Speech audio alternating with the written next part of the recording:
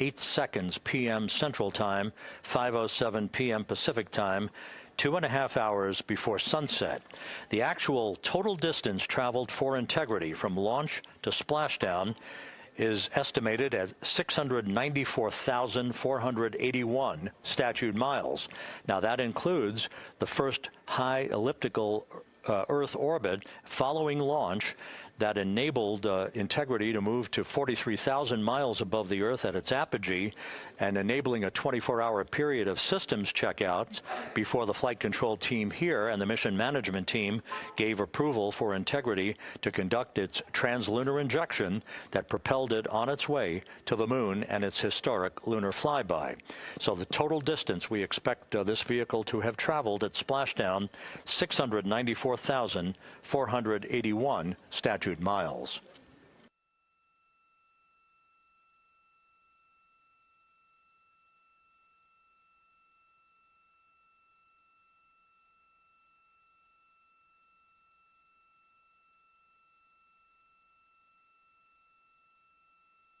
With everything proceeding on track and on time aboard Integrity, the vehicle system's in excellent shape as the Earth grows larger in the field of view. Let's go back to the USS John Murtha and Megan Cruz, who is standing by.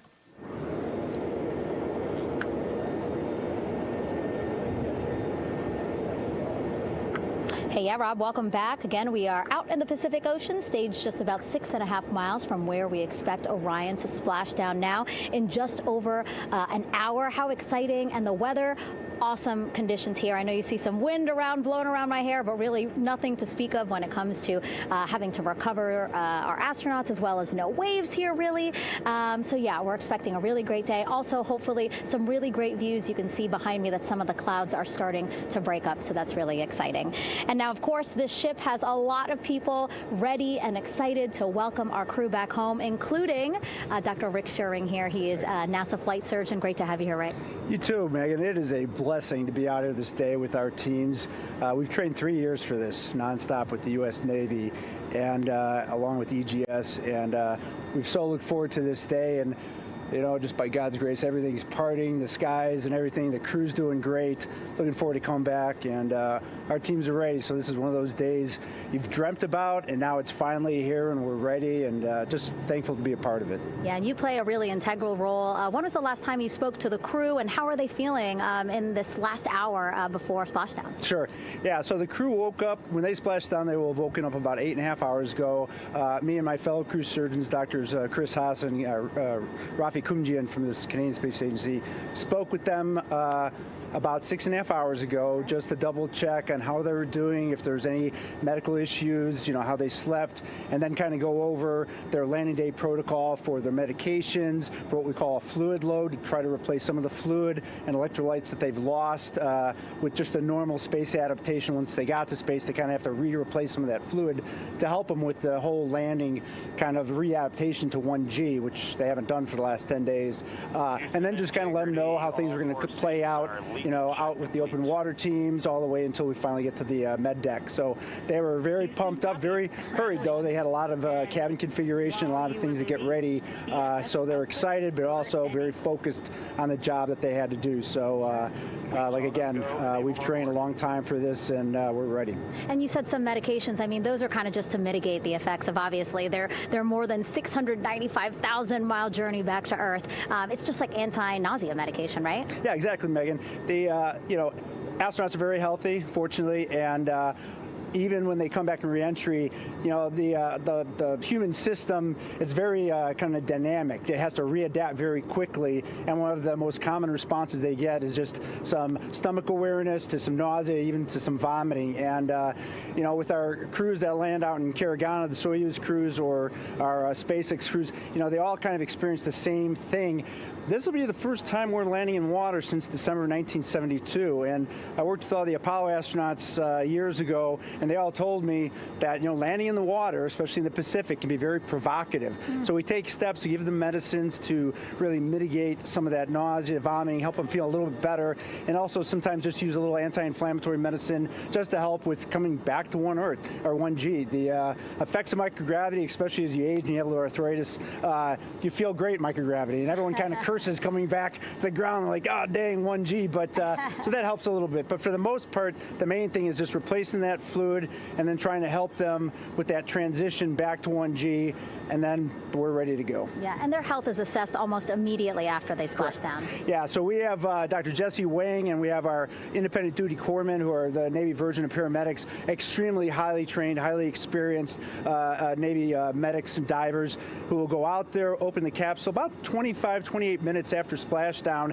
and do the first initial assessment. So Jesse and his team will go out there and look at each crew, kind of do their assessments, get vital signs, report back to Drs. Haas and Kumji and I back in the med bay, let them know how they're doing, and then you know, if they've got the normal kind of space adaptation kind of things, we expect that they're good to go on that. If anything, you know, didn't go the way we want, they're all prepared for that as well. And Jesse and his team, I mean, you know, this is their full-time job, taking care of, you know, sailors and folks who might be injured. We don't expect any injuries, but coming back, you know, going 25,000 miles an hour down to, you know, 20, you know, miles an hour is still a dynamic process. I've heard it described as, you know, kind of like a car crash. And then the crew will be ready to go, and Jesse and his team will make that transition to get them out to the front porch, do assessments on them again, call it to our med bay, and then once we have that and they're all good to go and the crew's feeling okay, we'll hoist them up in the helos. It's about a 3-minute flight back to the flight deck, and that's where me and the astronaut chief Scott Tingle will actually meet them. I'll get eyes on them, make sure they're all good, just take very slow transitions, and then one by one we'll either get them out with the SMTs, the SAR med techs under each arm, just, you know, kind of just walk them very slowly to med bay, which actually helps them acclimate back to 1G. Or if they really don't have their sea legs back yet, then we might put them in what we call a stair chair, which will be right behind them, and then just very slowly kind of get them back into med bay to start our full assessments with the team. Yeah, so a really great team here to support them as soon as they get back, and also all throughout the mission, of course. You talked a little bit about this, but obviously, you know, we have seen astronauts return from the International Space Station for over 25 years, so we kind of know that that journey, how it affects the body. But yes, we're talking about humans returning from the moon for the first time since 1972. How is this different from your perspective? So it's different in one very significant respect. With on Apollo, for exercise, they had something called the Apollo Exergenia, which was basically just a little canister with some ropes, and they would have some resistance and kind of do that. And the Apollo astronauts really liked that. They liked the ability to exercise, because you decondition from a musculoskeletal standpoint, you lose your strength and your stamina very quickly. We had something called the Orion flywheel, which was able to impart much greater loads in terms of resistance, so they're able to do squats, deadlifts, different things, not dissimilar to what the ISS astronauts do, but with a lot less room to do it. And they also did rowing activities for cardiovascular health, and the crews loved it. But for the lunar crews, the future lunar crews, maintaining that physical conditioning, which our astronaut strength conditioning rehabilitation specialists, affectionately known as the ACERs, back in Houston, really work hard to get them in the best shape they're going to, have to be in to get to the moon.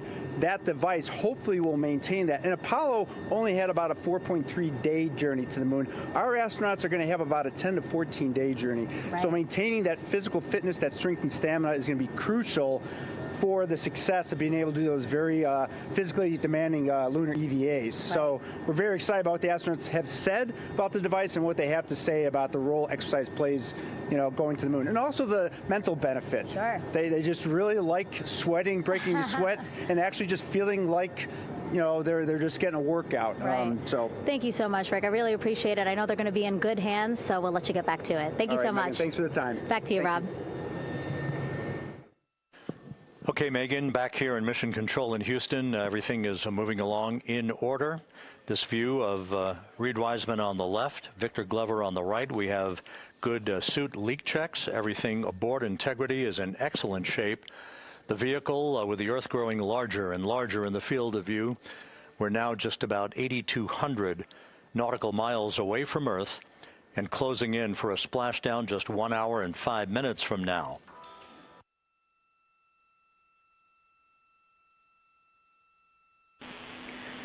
Integrity, just under a minute till your GPS maneuver initiates, and both GPS units look eager to acquire.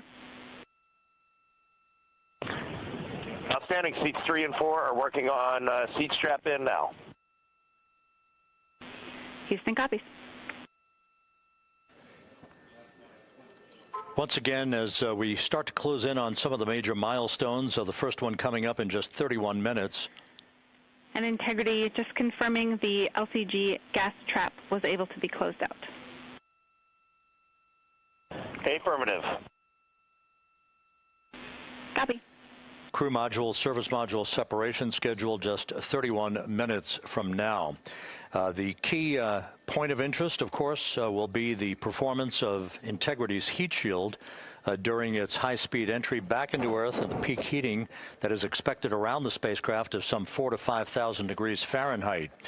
On Artemis I, as I think most folks know by now, we flew a trajectory known as a skip entry, in which we performed an initial dip into the atmosphere to bleed off some energy.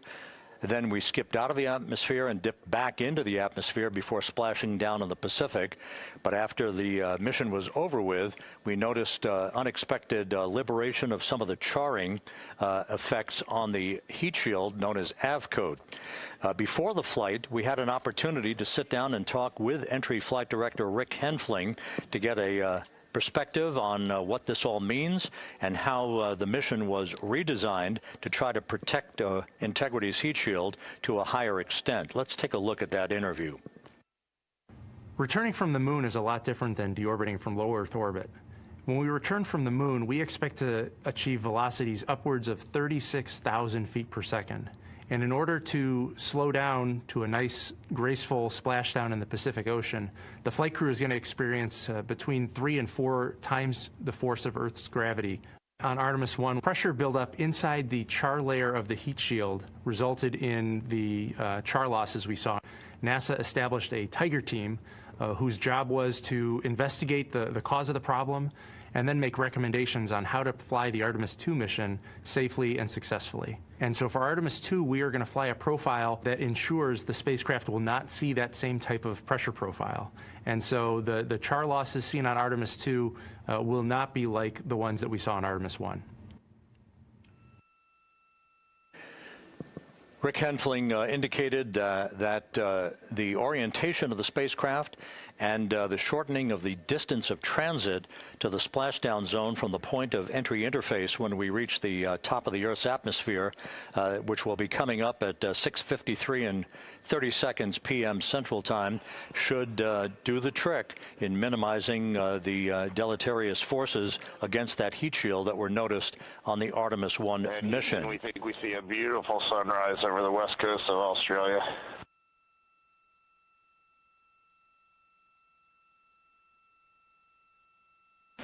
We copy.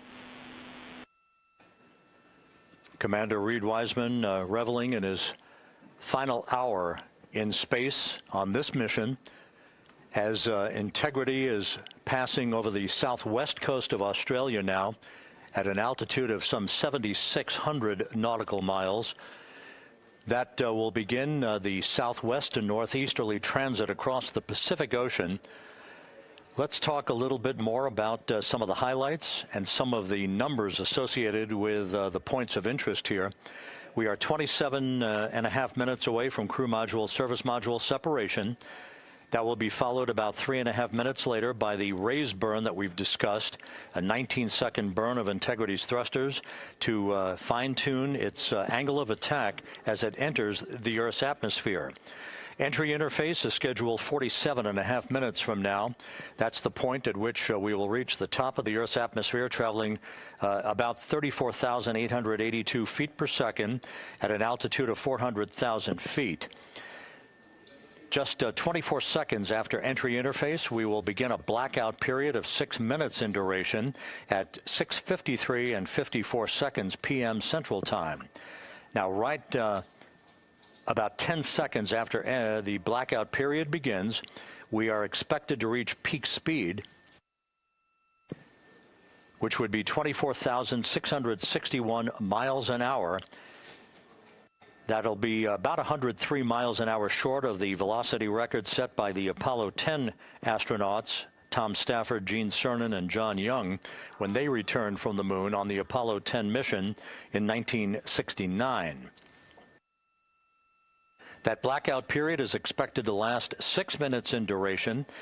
At 6:54 and 52 seconds p.m. Central Time, we'll reach our peak heating period of about 4,000 to 5,000 degrees while we're in a communications blackout from Integrity and its astronauts. That blackout should end at 6:59 and 55 seconds p.m. Central Time, at which point we expect to regain communications with the crew. Capcom Jackie Mahaffey here in the flight control room will be talking to the crew, calling them, and we'll await a response from the crew as they come out of that blackout period. And at that point, their altitude will be just 157,000 feet above the Earth, traveling at 13,000 feet per second, with a range to splashdown of just 147 nautical miles. From that point on, the next key series of events will be the deployment of a series of parachutes that we discussed before. First, the forward bay cover chute deploy that will pull the forward bay cover away from the top of Integrity, followed by drogue chute deploy, and then the main chute deploy that's expected at 7:04 and 44 seconds p.m. Central Time. That will begin the gentle descent of Integrity towards its splashdown at just a velocity of just 19 miles an hour, and that will begin the recovery operations that you just heard Megan Cruz discuss with her folks on the USS John Murtha. All of Integrity's systems in great shape. The crew is suited up.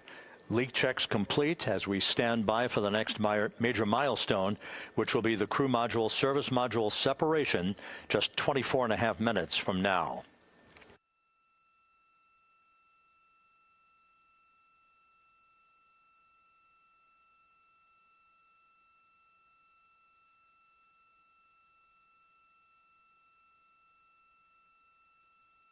All of the activities from the start of entry interface to the point of splashdown will be quite rapid fire, just 13.5 minutes from the point at which we begin descent into the Earth's atmosphere till splashdown. And just to show you, as Rick Shearing, the flight surgeon, alluded to in his interview with Megan Cruz, all of this happens to decelerate the vehicle from traveling around Mach 33 to just 19 miles an hour at splashdown. All of that happening in just 13.5 minutes. But the vehicle and the parachutes are all designed to support all of that, so we'll be standing by to report all that to you in sequential fashion as these milestones are ticked off and as we hear from the crew during its entry back into the Earth's atmosphere, and ultimately when they emerge from the blackout period, and at that point we'll be just minutes away from splashdown.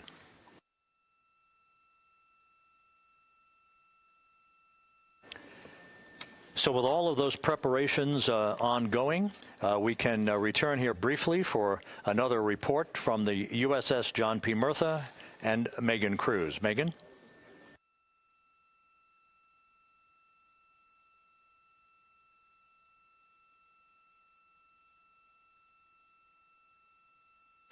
And we'll regain that communication with the USS John P. Murtha just momentarily. In the meantime, everything is on track aboard Integrity. The flight control team here in Houston, led by Entry Flight Director Rick Henfling. The voice you will hear talking to the crew is that of Jackie Mahaffey. She will be reporting everything to the crew and receiving their reports as they enter the Earth's atmosphere for their 13.5-minute plunge back into the atmosphere for splashdown off the coast of San Diego. Now we have the ship back with us and Megan Cruz aboard the USS John P. Murtha. Megan? 11 balloon, right?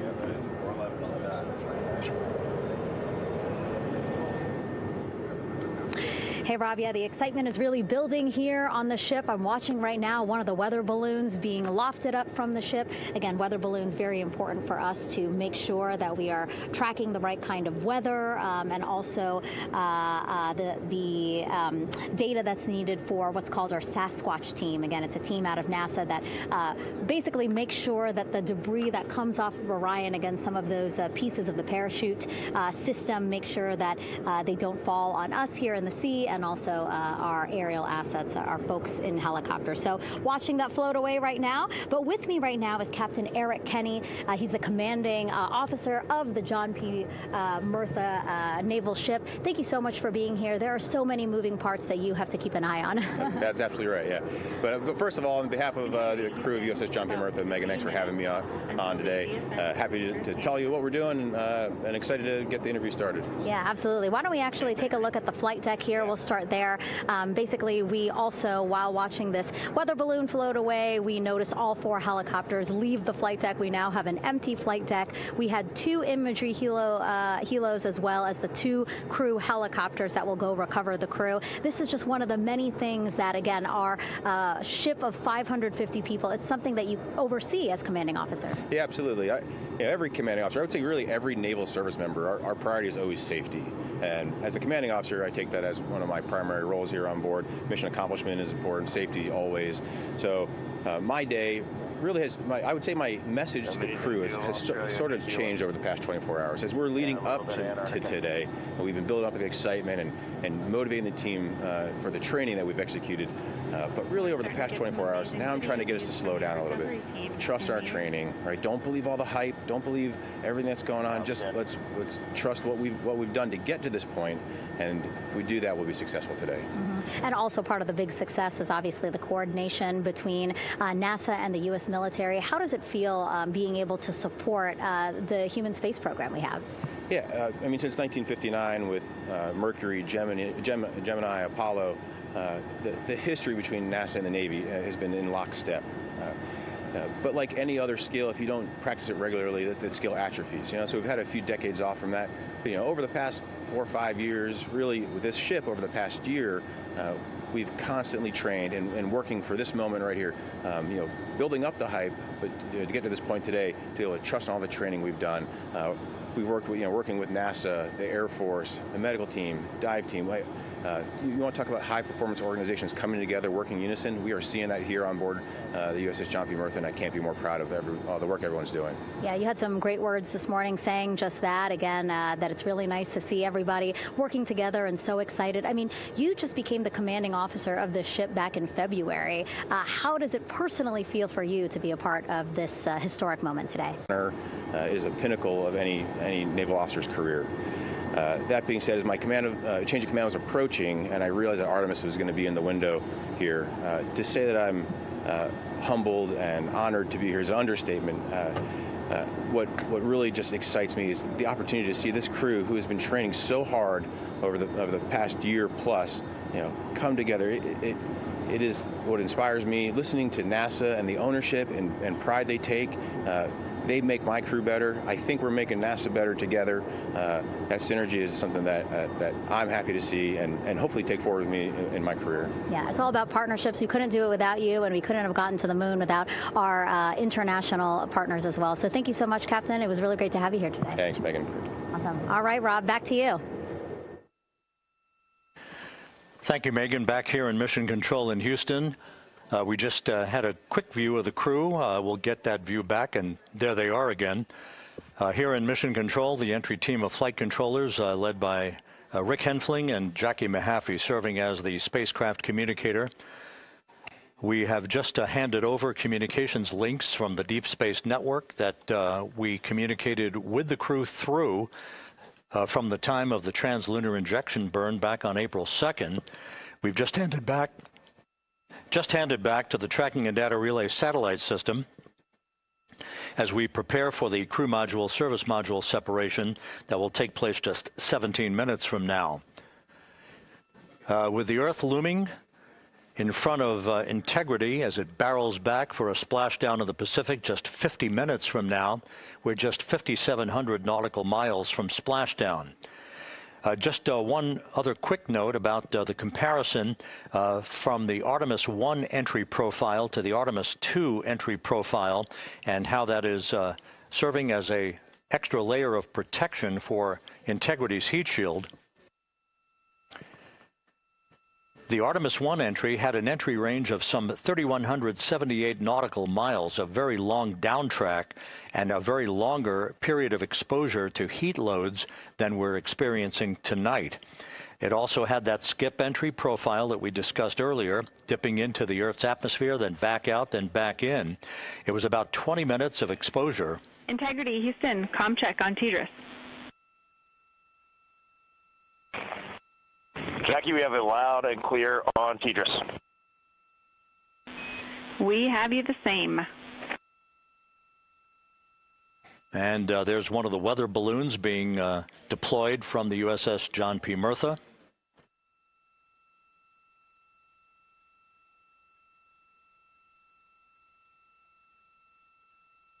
So the Artemis I entry had the vehicle. The update on GPS, we haven't seen it track in yet.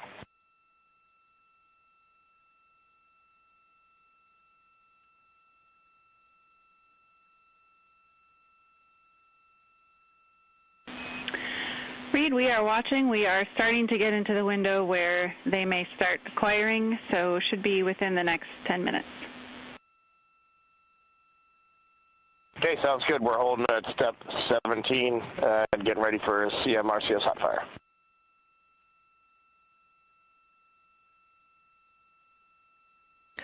And that exchange indicating that we are expecting to acquire data from the GPS system on board. That'll be a navigational tool that will basically tell Integrity's computers that they're on track down the center line of the corridor for the entry interface that will lead them to their splashdown point. Once again, the Artemis I entry exposed the heat shield for about 20 minutes of peak heating. For Artemis II, we're going to reach a downtrack distance of 1,701 nautical miles from the point of entry interface, with just 14 minutes of duration, and it's basically a different angle of attack, a little bit steeper angle of attack that will protect the heat shield from excessive heat loads. So that is the difference between Artemis I and Artemis II, all designed into this mission to gather data to protect the heat shield, since the Artemis III mission and beyond will have a different designed heat shield that will allow that skip entry type of profile to be resumed for all of the future missions coming back from the south pole of the moon when we initiate lunar landings. So we've handed over to the Tracking and Data Relay Satellite System. That's where we'll have communications for the rest of the flight. Just to give you some time hacks here, we're 13.5 minutes away from crew module, service module separation, and just 17 minutes away from the raise burn, that 19-second firing of the thrusters that will basically be the final fine-tuning of the angle of attack for Integrity as it enters the Earth's atmosphere.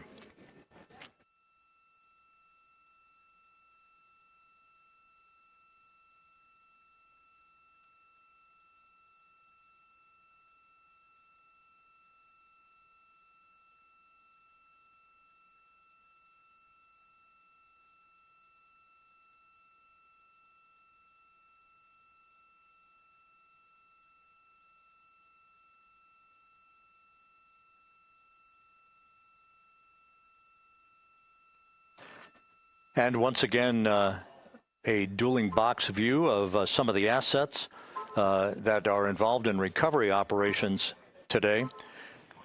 The Integrity, cabin configured, all crew suited and seated. Houston, copies. That confirmation from Reed Wiseman aboard Integrity, as you see the assets being deployed to the splashdown zone. At the time of splashdown, we expect the John P. Murtha to be about 5 miles away from Integrity, keeping a safe distance until we are sure that the vehicle is in the water and upright, and that it is in a good configuration system-wide for the recovery teams to begin to approach the vehicle to erect that inflatable raft. 2 minutes to CM RCS warm-up hot fire. We're ready. That call from spacecraft communicator Jackie Mahaffey indicating that we're 2 minutes away from a quick burst of the reaction control system. Thrusters, that will be a hot fire test prior to the separation of the crew module from the service module. The European service module has performed flawlessly throughout this flight. Everything, all the burns that had been prescribed for that service module have been executed on time and without a problem. There is the European flight control room that has overseen the manufacturing, the design of the European service module. They deserve quite a bit of credit on this mission for not only propelling the Integrity and its astronauts toward the moon, but also conducting the fine-tuning of its trajectory to bring it to this point where we are dead spot on down the middle of the corridor trajectory-wise to bring Integrity down for its splashdown in the Pacific just 44 minutes from now.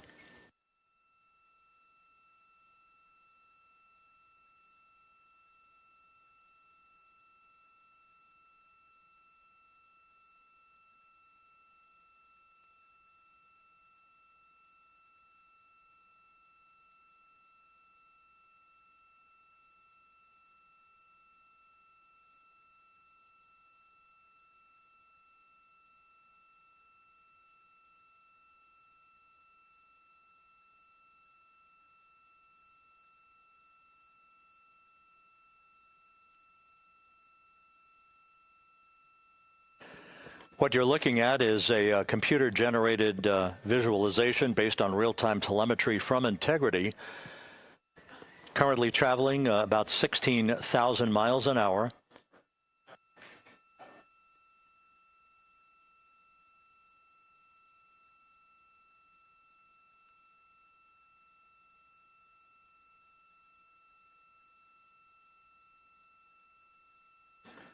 Integrity traveling about 16,000 miles an hour. For the prop cautions, we're taking a look. Copy that. Now just about 5,100 miles from Earth. Splashdown scheduled 43 minutes from now. We're just 9.5 minutes away from the crew module service module separation.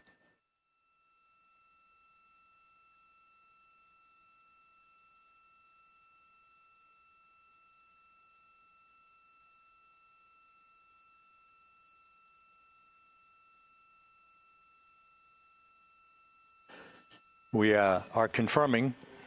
Integrity, we are assessing details, but so far looks like a good hot fire. Looks good on board, Jackie. Thank you. And Jackie Mahaffey took the words out of my mouth. I was just about to say that we had a good hot fire test of the thrusters in advance of the crew module service module separation that's coming up just 8.5 minutes from now.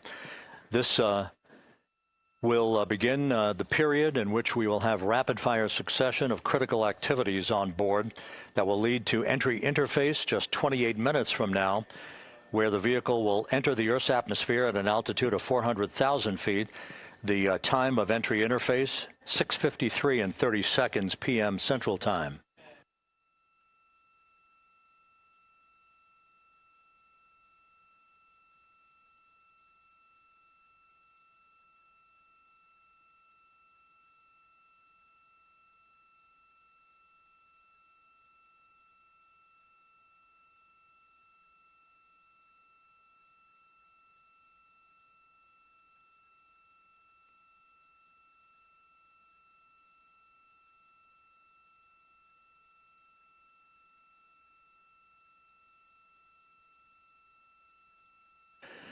Integrity's astronauts were awakened at mid-morning to begin their entry preparations.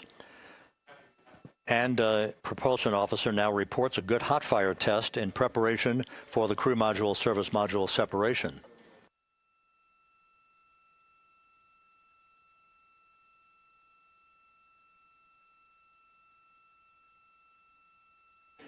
We're now inside 41 minutes until splashdown.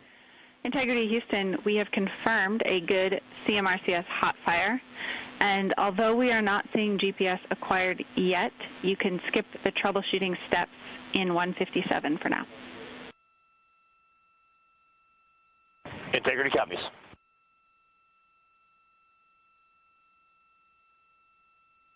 That GPS discussion indicating that we will be acquiring navigational data for Integrity through the Global Positioning System equipment on board. We just don't have it yet, but we will.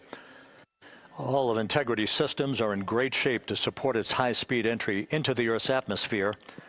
It, once again, will reach a peak speed of 24,661.21 miles an hour. Your call, GPS. We at least have GPS 1 looking good on board.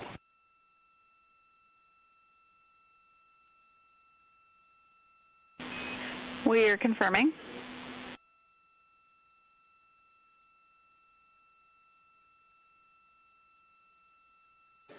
The Guidance, Navigation, and Control Officer here in Mission Control confirming that we have good lock on GPS data.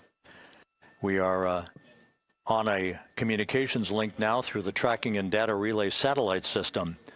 Now, following splashdown, we're going to lose that link and go to what's called a VLDR, a very low data rate communications link, so that we can talk to the crew inside Integrity as they are on the water. Integrity, confirm we do see good GPS. We do too, especially GPS 1 is accepting in nav channels 1 and 3. That GPS data is basically telling Integrity's onboard computers its position relative to the Earth, but its trajectory and its orientation according to flight dynamics and the Guidance, Navigation, and Control Officer is spot on. We have now armed the pyros for the crew module service module separation coming up less than 5 minutes from now.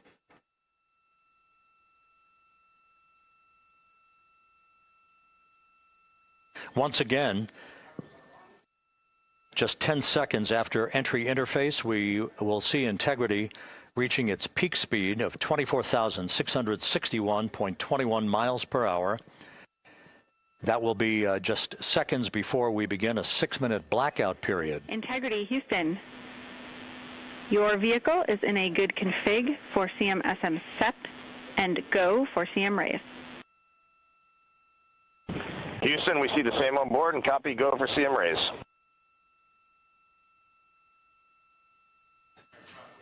That CM raise referred to as the slight firing of 19 seconds by Integrity's thrusters with a change in velocity of 9.9 feet per second, a slight nudge of the aft end of the vehicle so that it's tilted a bit upward, providing the final angle of attack as the vehicle enters the Earth's atmosphere, this being the mitigating factor that will reduce heat loads on the heat shield as we reach a point downrange from the start of entry interface, some 1,701 nautical miles to the splashdown site.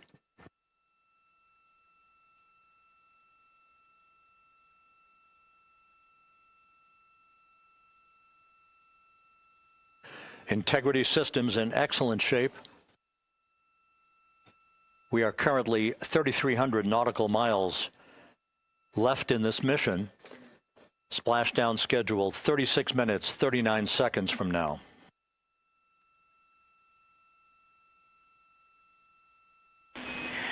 Integrity Houston, for the 2 enabled prop cautions, what happened is while the thrusters were firing, multiple pressure sensors on each of the strings diverged a bit from each other.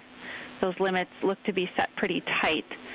We think it could happen again when the thrusters fire in the future, so we are going to suppress those messages. We concur with suppress, not inhibit. Thank you. That exchange between Jackie Mahaffey, our Capcom for tonight, and Reed Wiseman aboard Integrity, indicating basically to ignore sensor data. All of Integrity's systems are in good shape.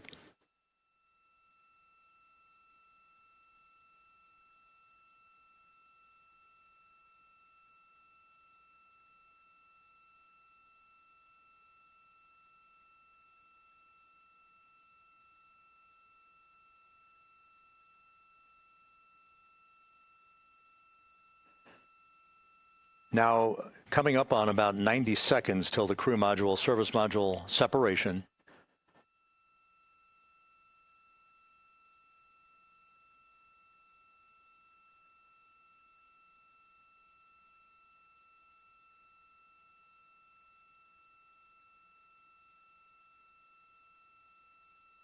All quiet here in Mission Control as we enter the most critical phase of the completion of this flight. All of the preparatory activities leading up to the vehicle entering the Earth's atmosphere just 21 minutes from now.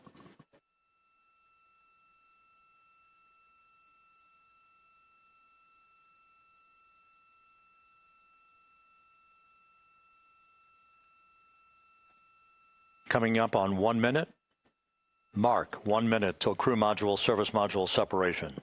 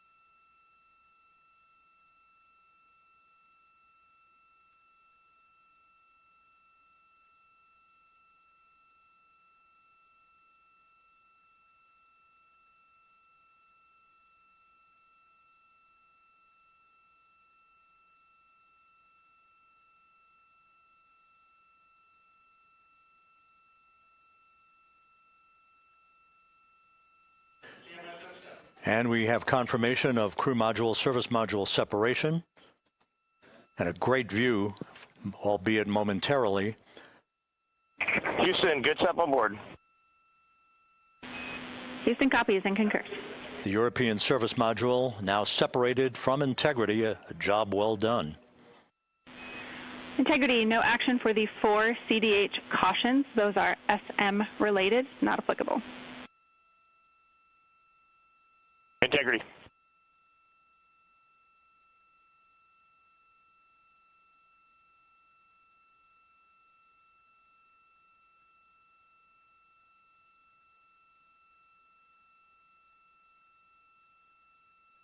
So, with Integrity now flying free on its own for the remaining 32 minutes of this mission. Next up, the raise burn, a 19-second firing of Integrity's thrusters. Good GPS 2.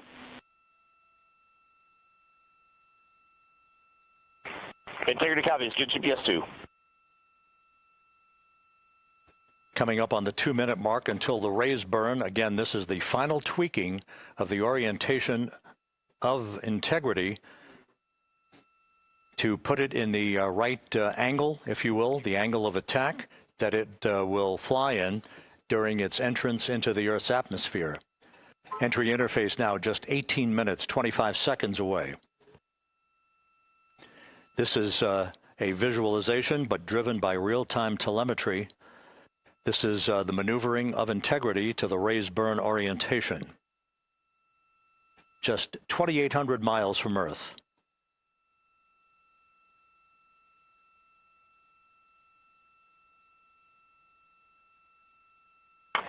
Houston, we got a great view of the European service module out the window with the sun hitting the side and the solar rays and the NASA worm right there. It's a beautiful looking machine. Roger.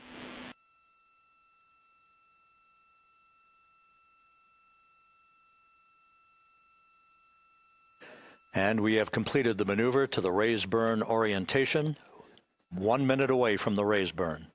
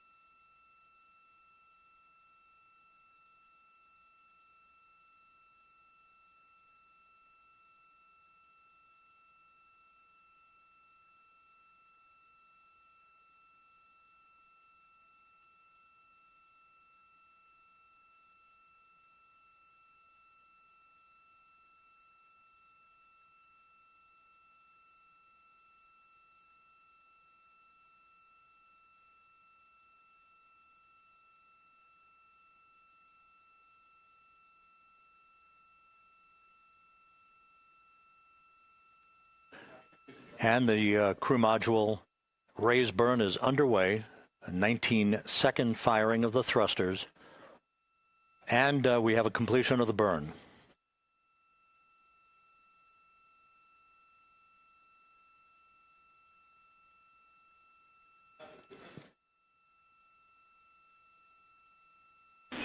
Integrity, good. CM raise burn. Your flight path angle is within limits.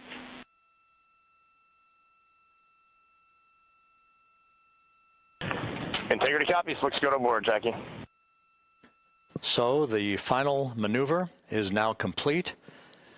Our trajectory for a splashdown in the Pacific 29 minutes from now is set and will not be amended any further. And we have the right angle of attack to mitigate any excessive heat loads on the vehicle during entry interface. Integrity Houston, a heads up about comm coverage. When you perform the 180 roll, for the first minute or so in that attitude, we expect about a minute LOS. We copy.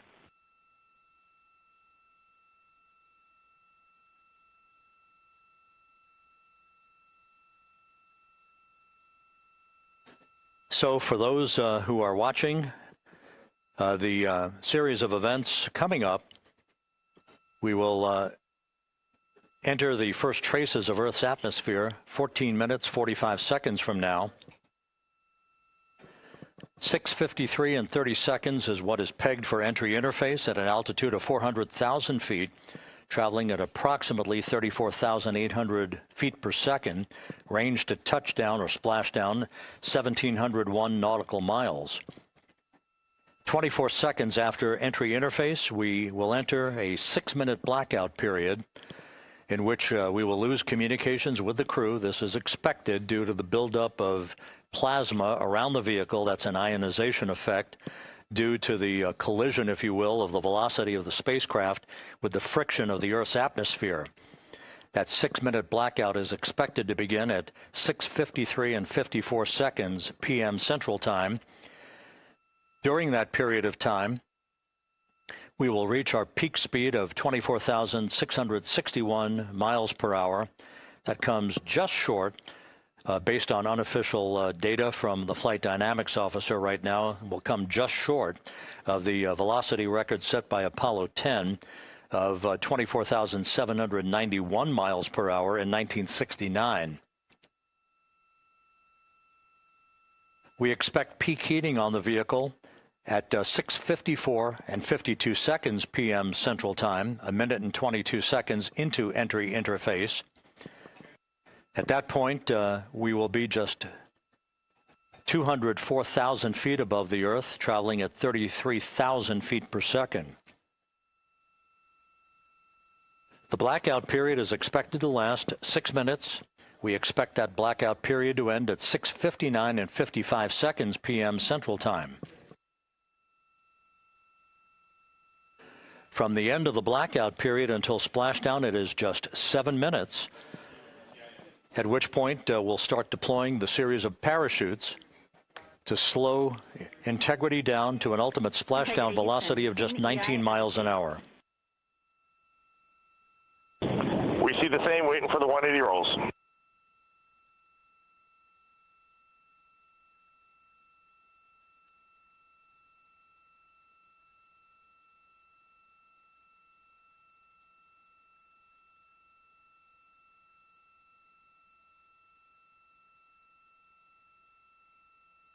The parachute deployment sequence, once again, will come in several segments, but in rapid-fire succession. And we have a great view of the moon out window 2.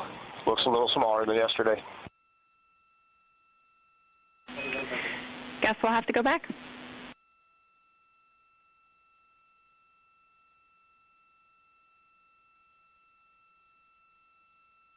Reed Wiseman and Jackie Mahaffey exchanging discussion on a view of the moon that Integrity's astronauts are seeing in the final minutes of this mission that will be completed with splashdown just 25 minutes from now.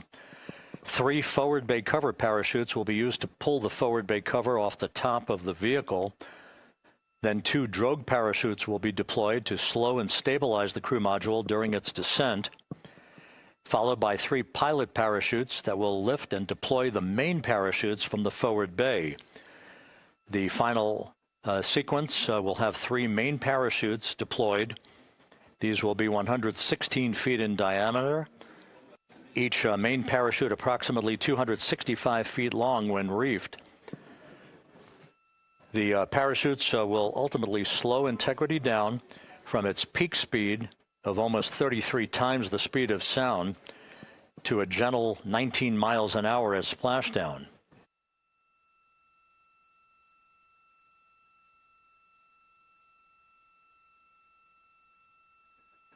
The vehicle is now currently in a roll to the proper attitude for entry interface. Our trajectory is right on according to flight dynamics.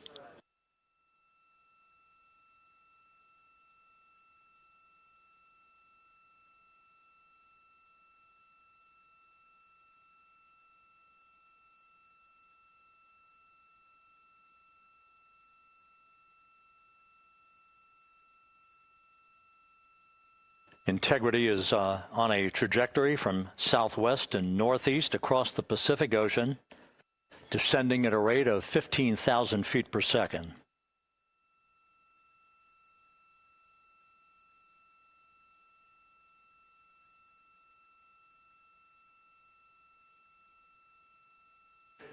Range to touchdown 4,300 nautical miles, all the systems in excellent shape.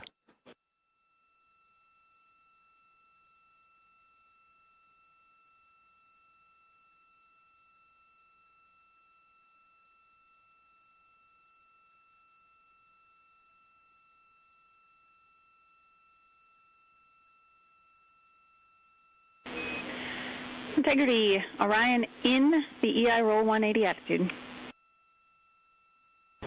Looks good on board, Jackie.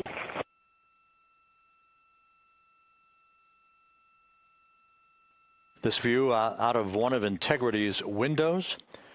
We had a call for 3 good barrows. Those are barometric pressure sensors that feed altitude and rate of descent information to Integrity's computers that will trigger the parachute deployment sequence.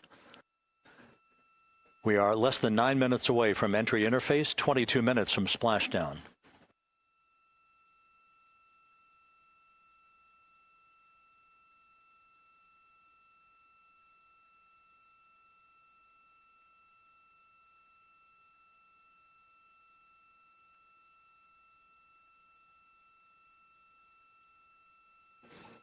You can see the reflection of one of the crew members in the window.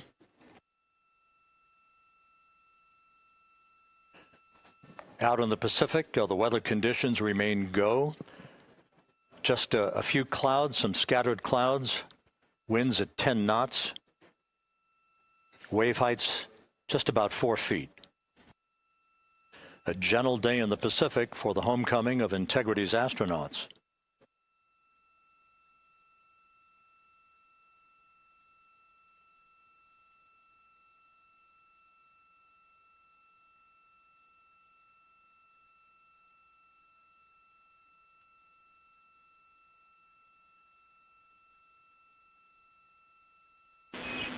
Integrity back in EI attitude.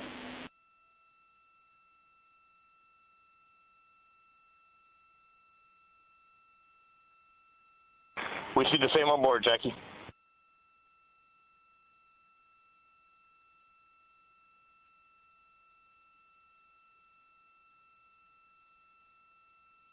Houston, purge is complete. Crew and vehicle are configured for entry. Houston copies. And we're in step 37, transferring nav state to BFS.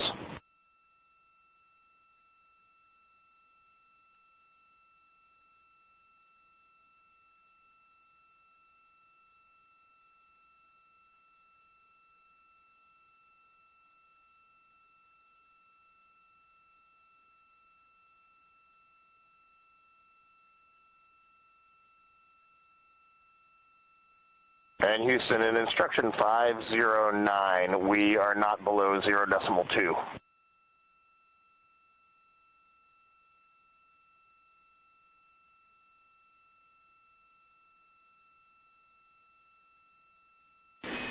Integrity, no action required.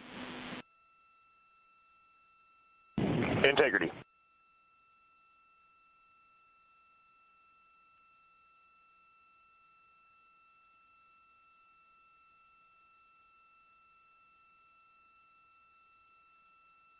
Now 6 minutes away from entry interface. We will hit the first traces of Earth's atmosphere at an altitude of 400,000 feet, traveling about 34,882 feet per second. Range to splashdown at that point will be 1,701 nautical miles.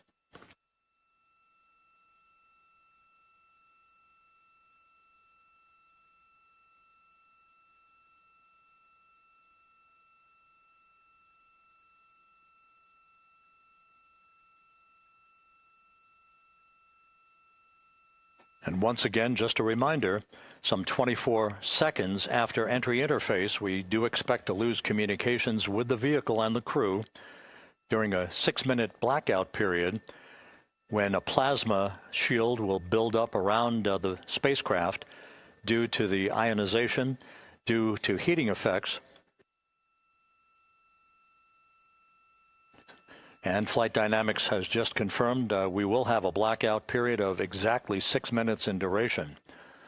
And once again, that's due to the fact that a plasma buildup around the vehicle will prevent communications and data, so we will not be able to talk to the crew members at that time, nor will we receive data here in the flight control room.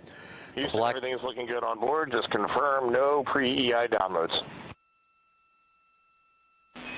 Houston concurs. That blackout period to begin at 6:53 and 54 seconds p.m. Central Time, and again will last about 6 minutes in duration.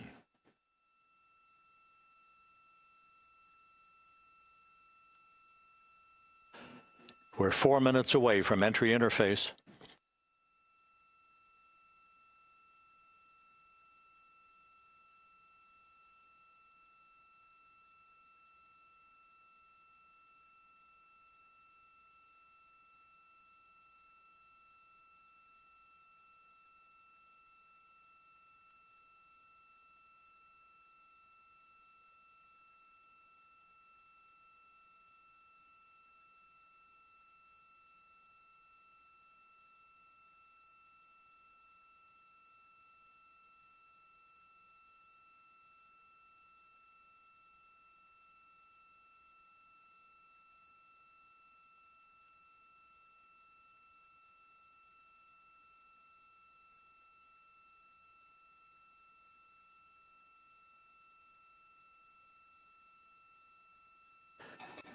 This view from Integrity as it crosses from southwest to northeast across the Pacific Ocean, 3 minutes from entry interface.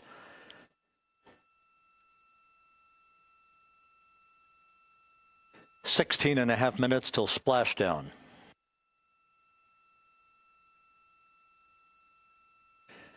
The USS John P. Murtha and the recovery team is on station and in position, as are the airborne imagery assets that we hope to receive imagery from as Artemis enters the Earth's atmosphere and through parachute deployment.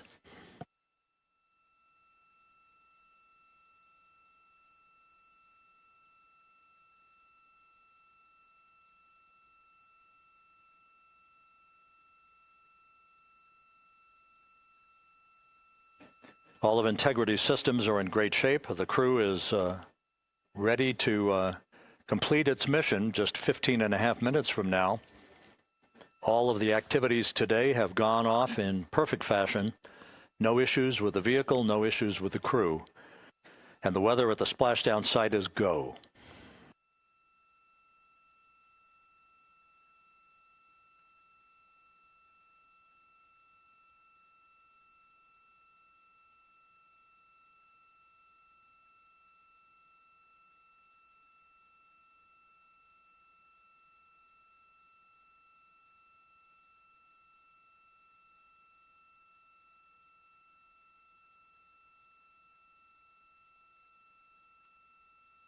Coming up on 1 minute until entry interface.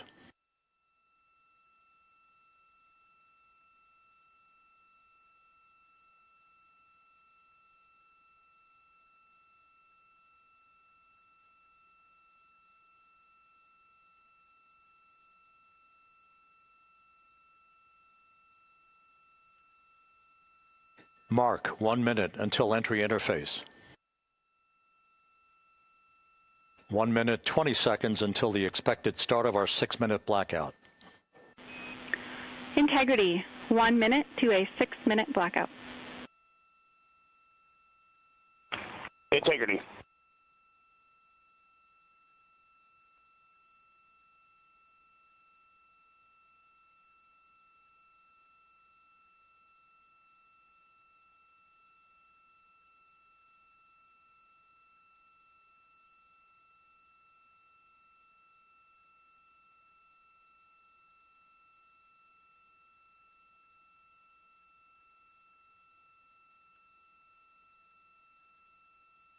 Ten seconds till entry interface.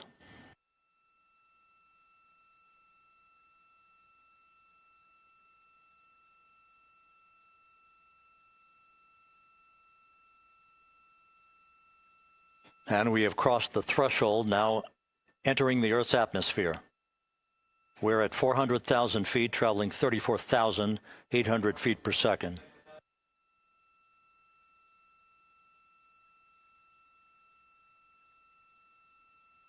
Time to splash down, 13 minutes, 10 seconds.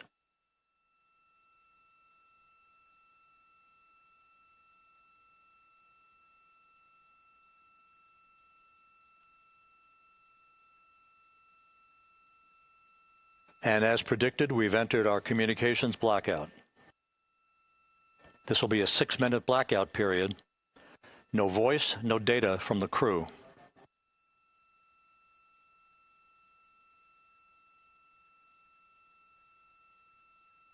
We're 30 seconds away from the anticipated point of peak heating on the vehicle, where temperatures will rise to about 4,000 to 5,000 degrees Fahrenheit. This is the true test of our trajectory.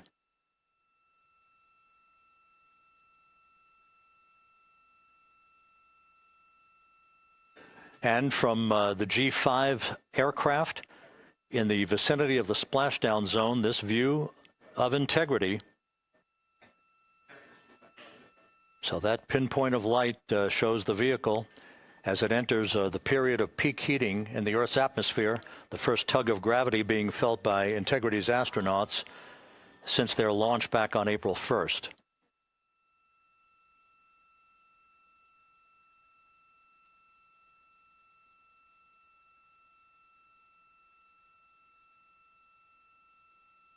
Four and a half minutes until the end of the blackout period. Time to splash down, 11 minutes, 33 seconds.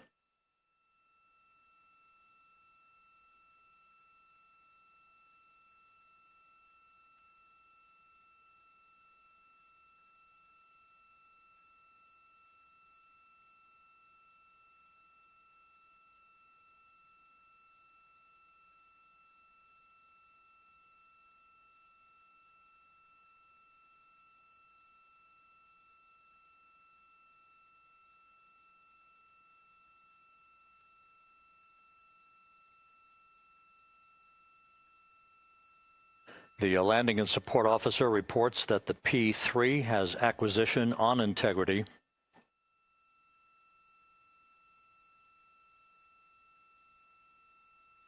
Three and a half minutes left in this blackout period. This is a visualization of the plasma buildup around the spacecraft and the repelling of that heat on Integrity's heat shield.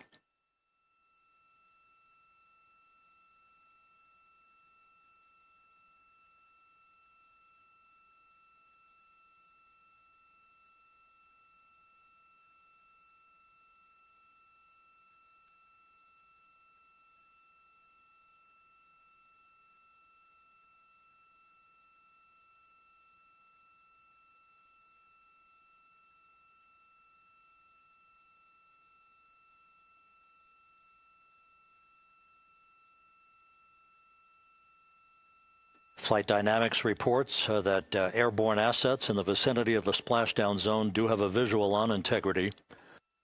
Still 2 minutes and 40 seconds left in our blackout period. Time to splashdown, 9 minutes, 35 seconds.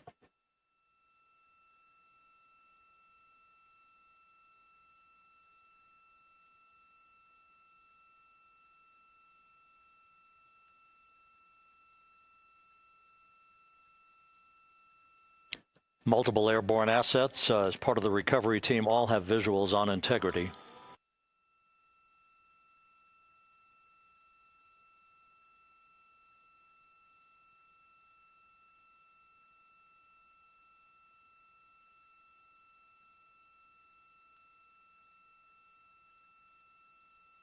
And the WB-57 flying in the splashdown zone also has a visual. And the Navy helos also have visuals.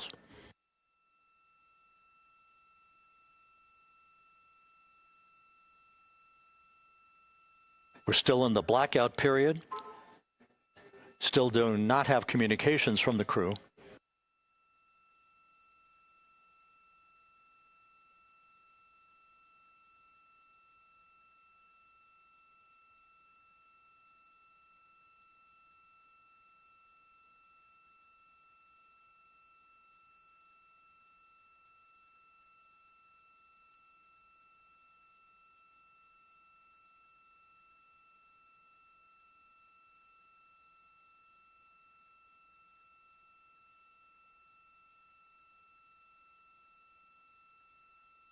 We're standing by for communications from the crew. We should be out of the blackout period less than a minute from now.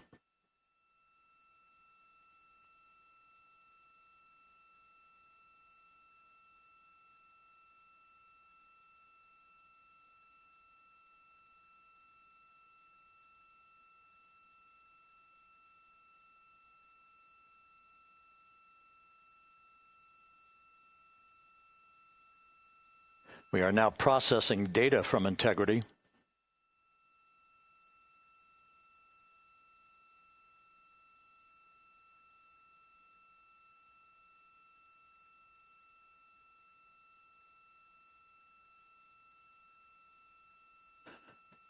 Landing and support officer reports the small boats are en route to the splashdown target zone.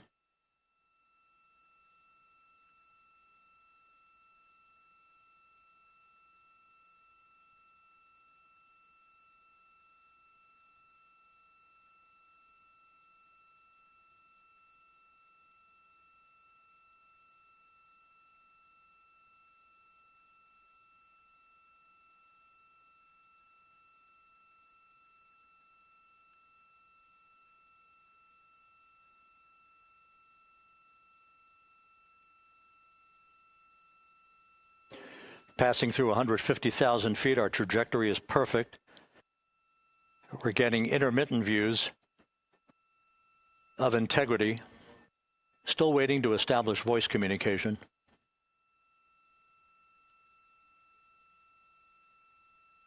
Integrity, Houston, comm check, post-blackout. Houston, Integrity, we have you loud and clear. Your trajectory is nominal, and your recovery teams have visual. Guidance looks good. No action for the enabled internal camera controller fail. Big cheers from the viewing room here in Mission Control as voice communication reestablished with Commander Reed Wiseman. For America and a waiting world, Integrity is 5.5 minutes away from coming home.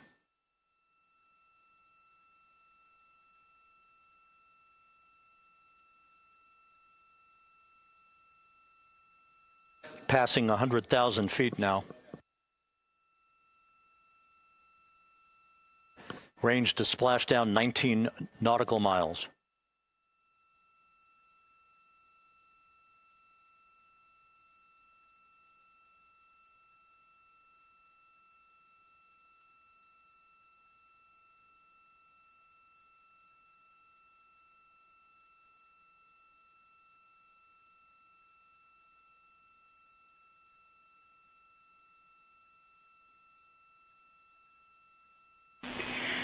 Integrity, impact to the camera controller fail is no Cab 1 views of the chutes.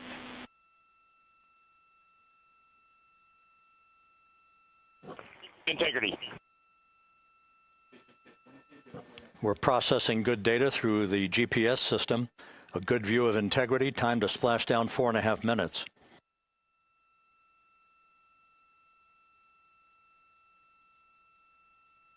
And a view of Integrity from the WB-57. We're at 50,000 feet.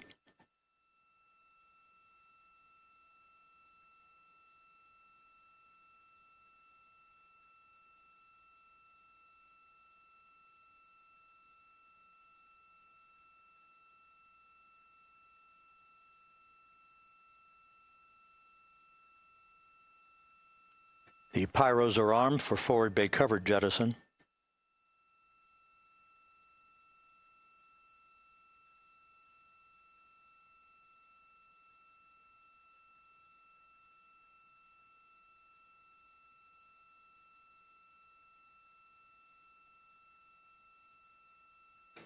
And there go the first series of parachutes. And we're on drogues. And Houston, we're visual 2 drogues out the window. 2 good drogue shoots. Next up. We copy, we see them. Next up, the deployment of pilot parachutes that will pull the main chutes out. Time to splash down 3 minutes and 10 seconds.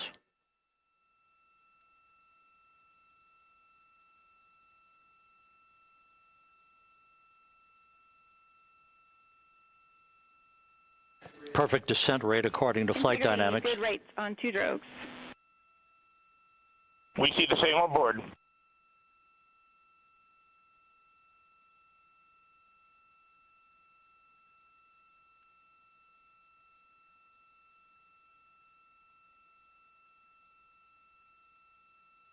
Passing through 10,000 feet, still on drogues.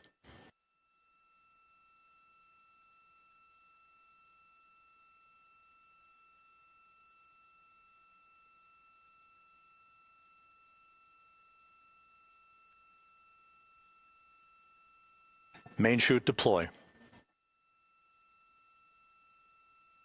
We're at 5,000 feet.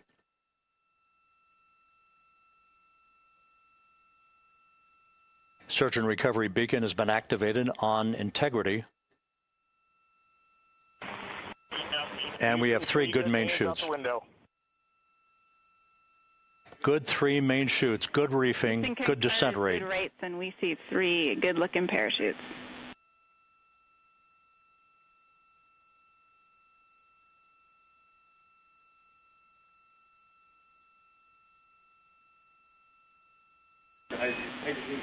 Integrity, cabin pressure indicates no need for hydrazine checks.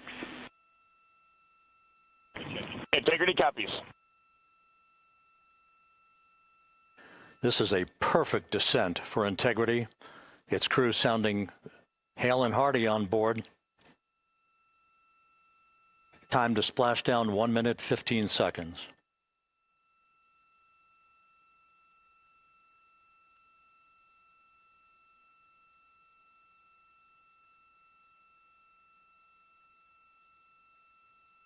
Integrity about to complete a journey spanning 694,481 miles from its launch from the Kennedy Space Center back on April 1st, and a trip around the moon.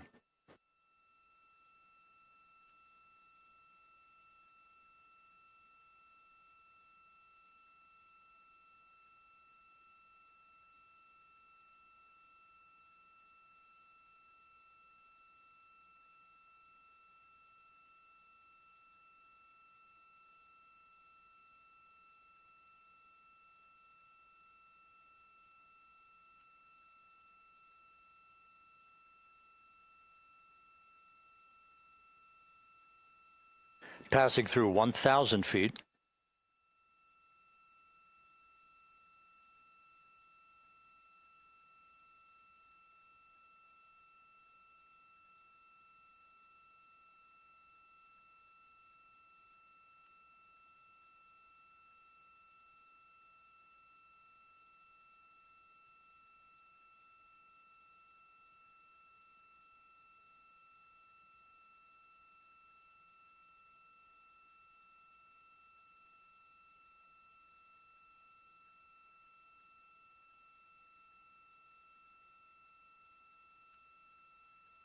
Houston Integrity, splashdown, sending post-landing command now.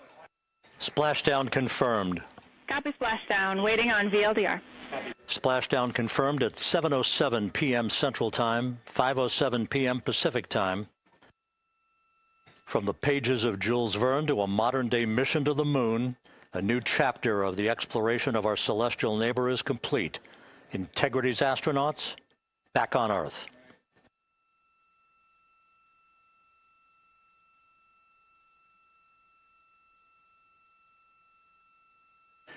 And the landing and support officer reports the vehicle is stable 1. We still will be deploying the crew module uprighting system to maintain that orientation. A perfect bullseye splashdown for Integrity and its 4 astronauts.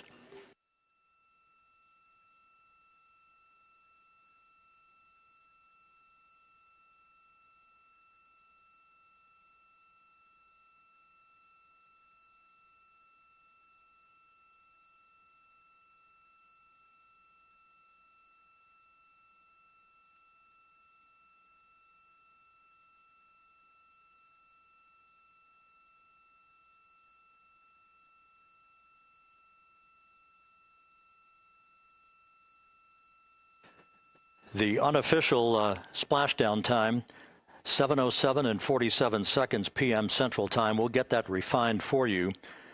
That would put the end of the mission at a mission elapsed time of 9 days, 1 hour, 31 minutes, 35 seconds.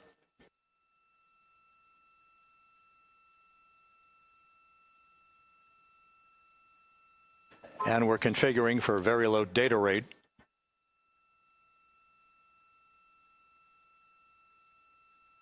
Once again, splashdown occurring in the Pacific, southwest of San Diego at 7:07 and 47 seconds p.m. Integrity Houston, comm check on VLDR.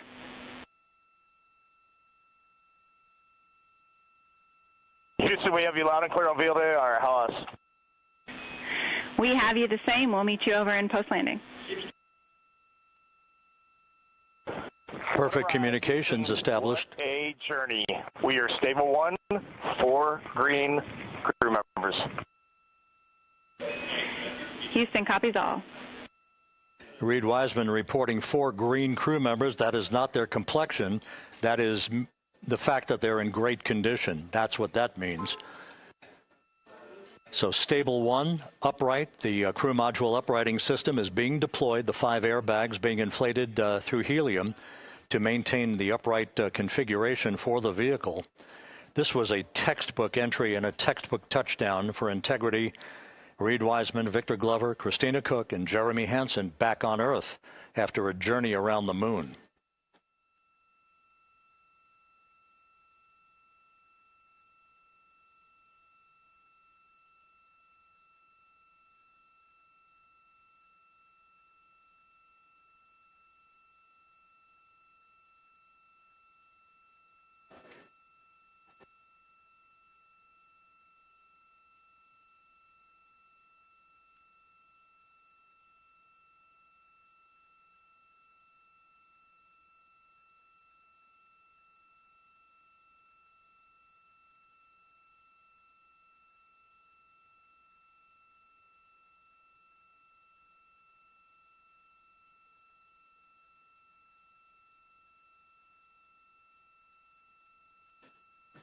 We continue to monitor the functioning of the CMOOS system. The airbags are being inflated to maintain a stable 1 or upright configuration. And there's a good view from one of the naval helicopters hovering overhead. Reed Wiseman reporting 4 green crew members, meaning they're all in excellent shape.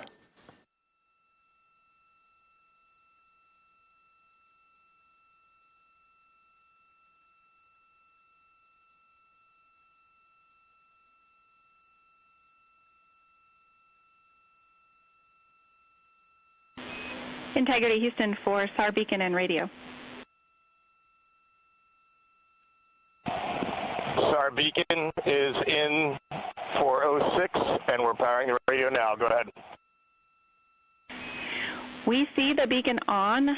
However, the recovery team is not seeing the signal. Your SAR radio uses the same antenna, so you may run into trouble with the radio. Okay, copy. And we are also powering up the sat phone now.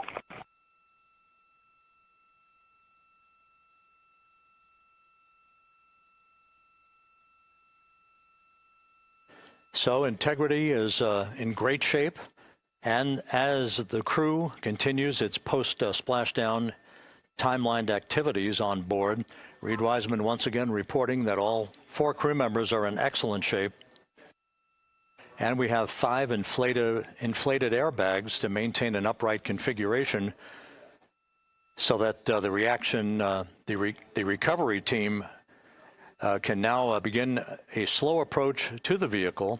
Meanwhile, here in the flight control room, Entry Flight Director Rick Henfling is polling his team of flight controllers for the start of powering down the vehicle after a thorough systems check. We have no toxic gases to be concerned about, so the recovery personnel can approach the vehicle, but not until we have powered down the spacecraft. That's expected to take a few more minutes.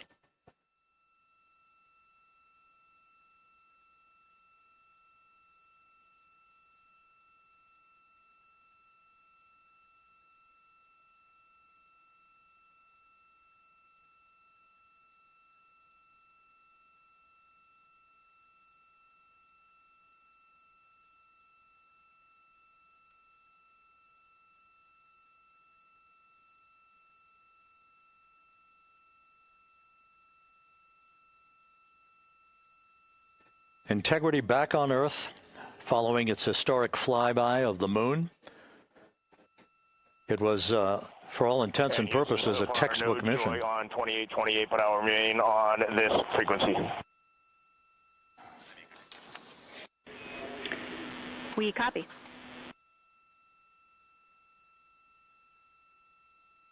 Reed Wiseman indicating some trouble with the SARSAT phone on board. But that's not an issue. What is more important is that the vehicle is solid. No issues as we begin the power down of the vehicle to begin the recovery process.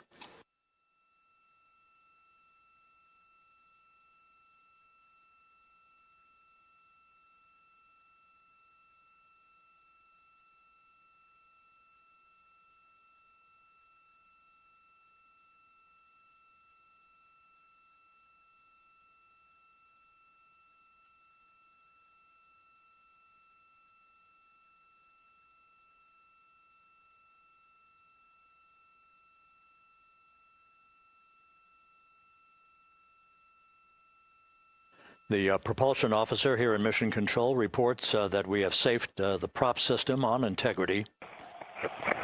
Can you say again? That was very weak and broken. Integrity, Houston did not call.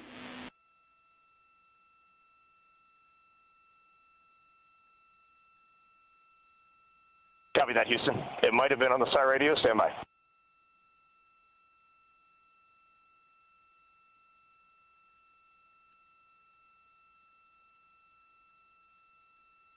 All of the milestones were executed in perfect fashion. Integrity entering the Earth's atmosphere right on time, reaching its peak speed shortly after a blackout period began. We emerged from the blackout period, but the recovery imagery airborne assets were able to pick up Integrity's descent almost immediately through entry interface, tracking the vehicle all the way down.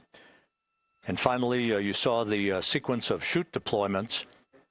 First, the forward bay cover being pulled off the top of the vehicle by a series of 3 parachutes.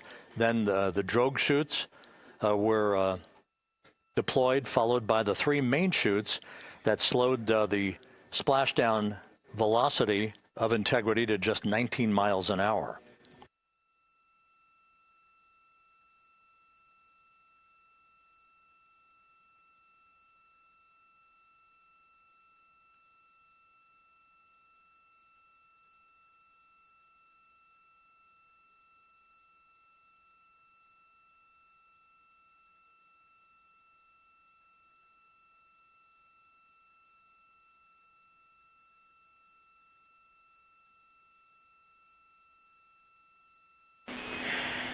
Integrity, Houston, with no joy on SAR and SAT phone, we'd like you to command an additional 15 minutes for a total of 30-minute power down delay.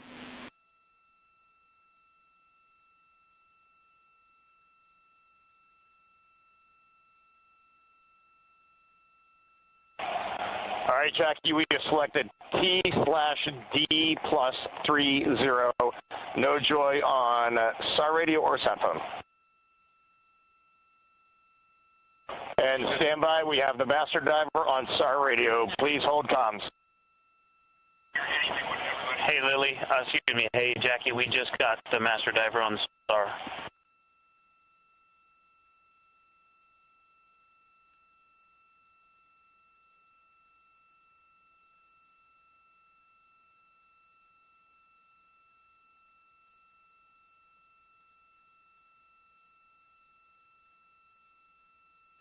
A good view of one of the fast boats. Integrity, Houston, if you are happy with your comm with master diver, you can go back to the 15-minute power down. Okay, stand by. Yeah, we'll confirm here in a second. The crew on board Integrity coordinating with the flight control team in Houston here in Mission Control on the timing of the power down of the vehicle, which will be the precursor to the recovery teams approaching the spacecraft. There are no issues with Integrity. We've had a bit of broken capability in establishing a SARSAT or satellite phone communications capability between the crew on board Integrity and the recovery team. That will get sorted out here shortly. There's plenty of cooling on board Integrity, so there's no rush to begin the power down. I'm trying to call you on the sat phone and not getting an answer there either. Concur. We haven't had anything come through.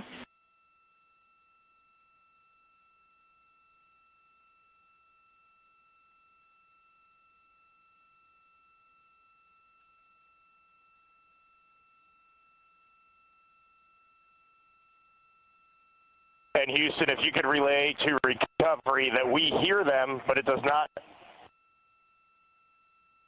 appear as though they are hearing us.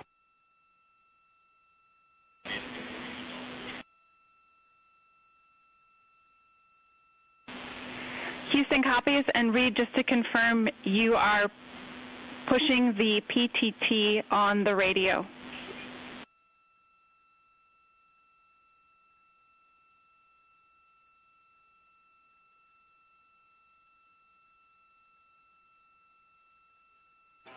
So as we continue to sort out the communications between Integrity and the recovery teams, we are standing by for the initiation of the power down procedures that, as you see, the recovery teams are moving towards the side of the capsule. The next major event will be the erection of that large inflatable raft called the front porch. That will be the port of call for the crew as they're being extracted one by one from the vehicle.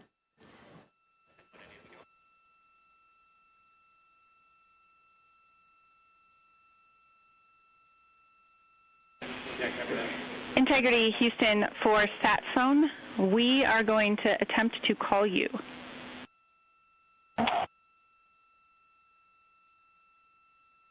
Good idea, standing by.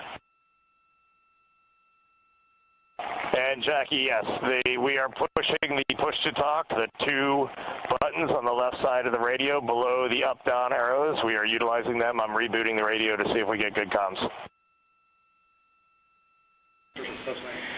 Okay, we copy all, and just to confirm, you are seeing that you are touchdown plus 3030 for power, correct? That's the affirmative.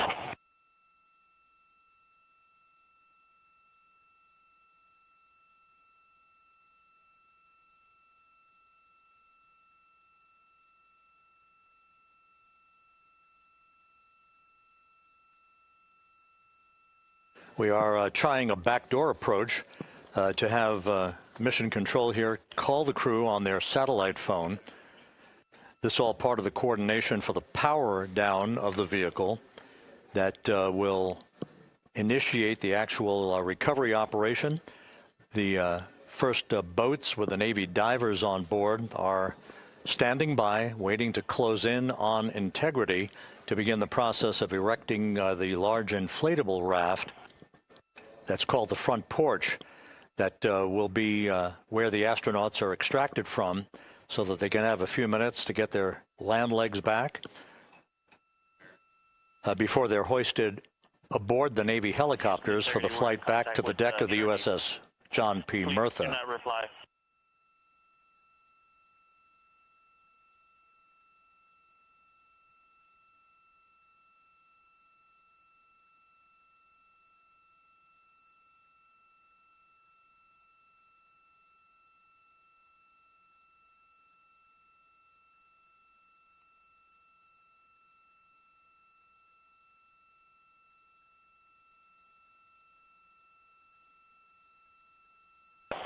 And Houston, please don't reply. NRD, very weak, but readable. Master Diver, we can hear, but they cannot hear us.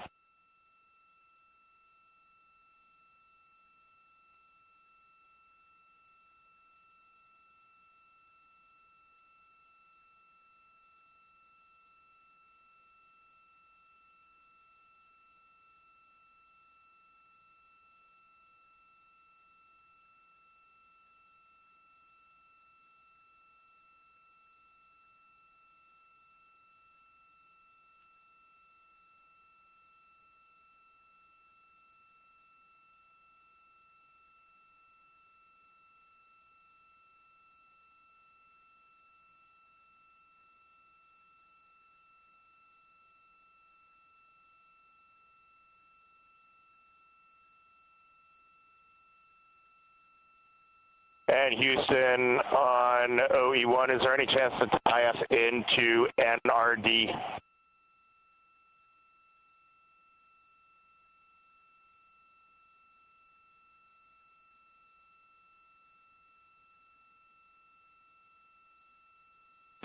Checking.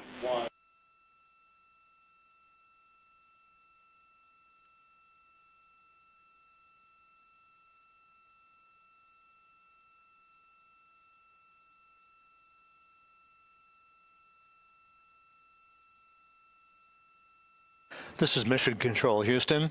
While we stand by for the establishment of communications between Integrity and the recovery team that is basically standing by very close to the spacecraft, we're going to go to the deck of the USS John P. Murtha, where Megan Cruz is standing by with Administrator Jared Isaacman.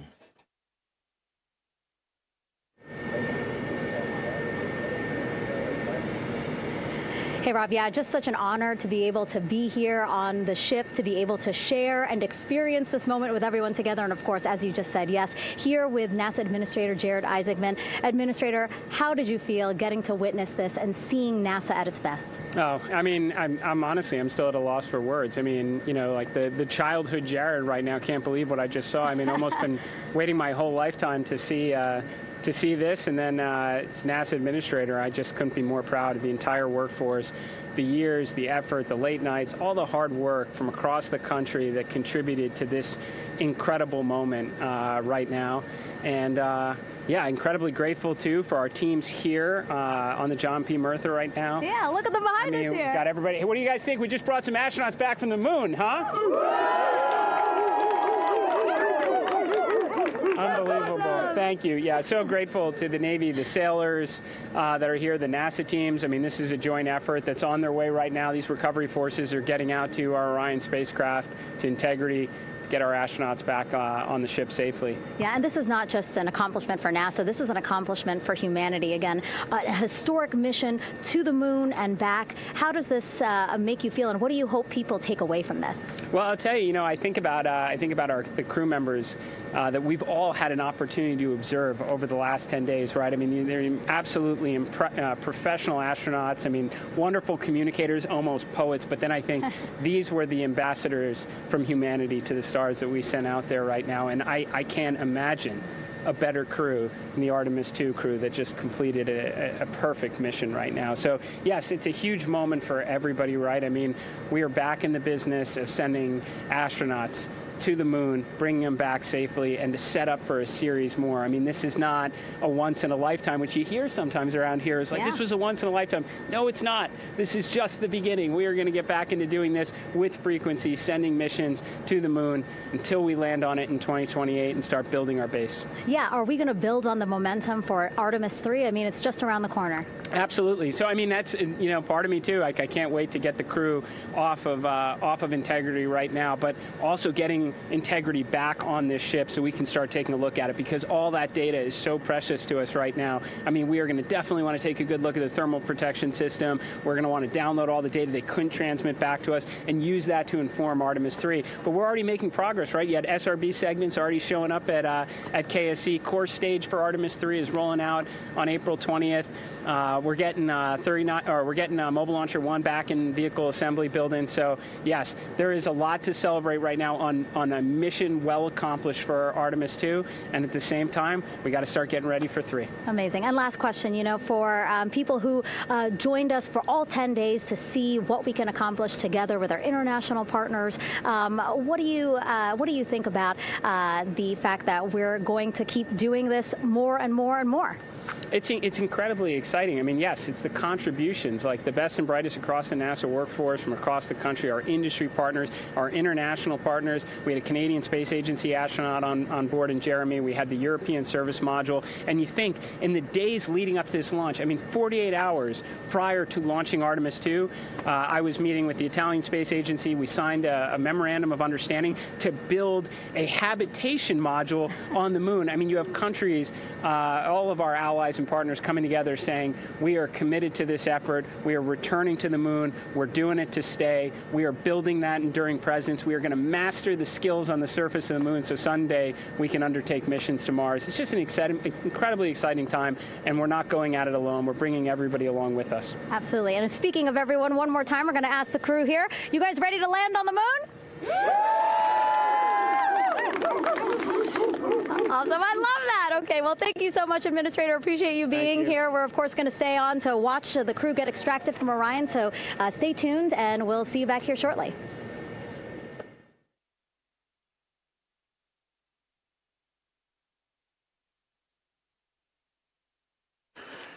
Thank you, Megan, and thank you, Administrator Isaacman. We are in the process of working to establish that communications link and to establish the procedures that will lead to the power down of the spacecraft, which is gently bobbing in the Pacific following a bullseye touchdown that occurred at 7:07 p.m. Central Time, 5:07 p.m. Pacific Time, 2.5 hours before sunset in the Pacific, southwest of San Diego. We have once again heard from the crew during that interview opportunity with the administrator, and we have 4 healthy crew members on board.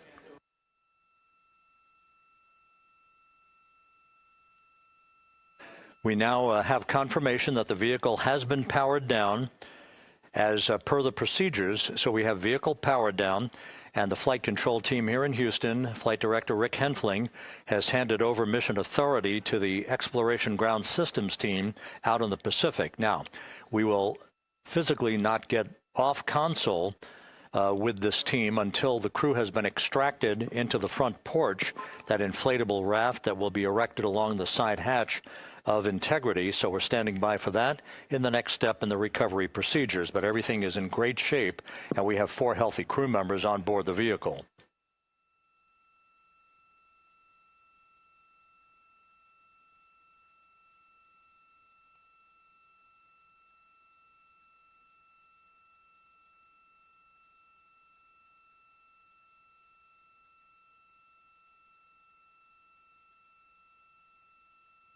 All of the entry events went by the book, no issues, perfect trajectory for Integrity that was culminated with one final raise burn to improve the angle of attack for the vehicle as it entered the Earth's atmosphere. All of that flight dynamics computation worked like a charm.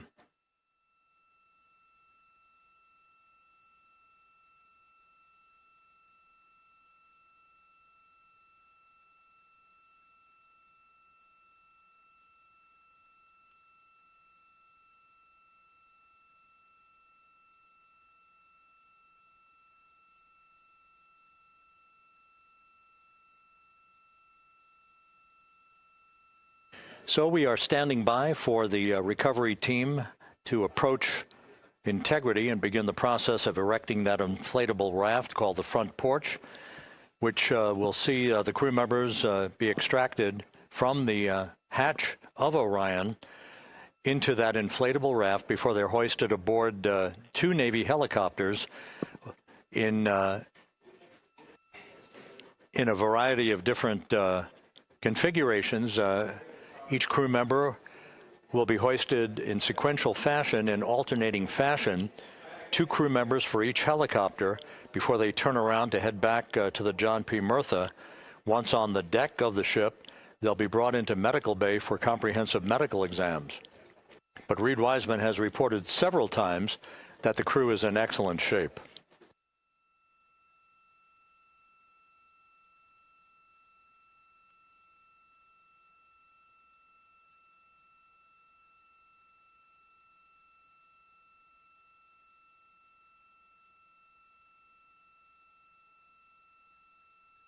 So just to recap, it has been some 26 and a half minutes since the splashdown of Integrity in the Pacific.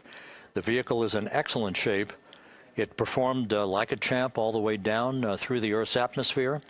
All of the vehicle functions were checked off in excellent trip hammer fashion. The parachutes all deployed as planned. Splashdown occurring at 7:07 p.m. Central Time, 5:07 p.m. Pacific Time.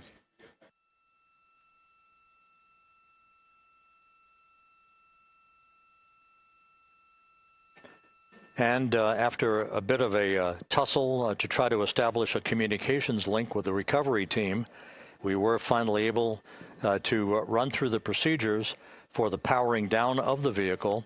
We've handed over mission authority to the Exploration Ground Systems folks out in the Pacific, and the recovery team will be approaching the vehicle shortly to erect the inflatable raft called the front porch before opening the hatch to Integrity to bring the crew members onto that raft before they're hoisted onto 2 Navy helicopters, 2 crew members for each helicopter, before they're flown back to the deck of the USS John P. Murtha.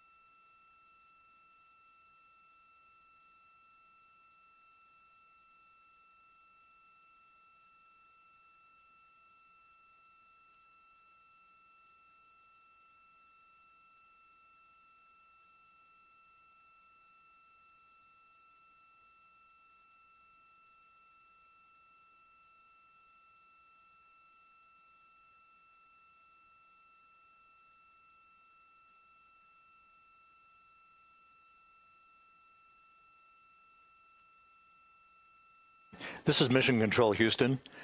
After talking to the flight dynamics folks, we have a bit of a refinement on the splashdown time for you. Their computation shows a splashdown time of 7:07 and 27 seconds p.m. Central Time, 7:07 and 27 seconds p.m. Central Time.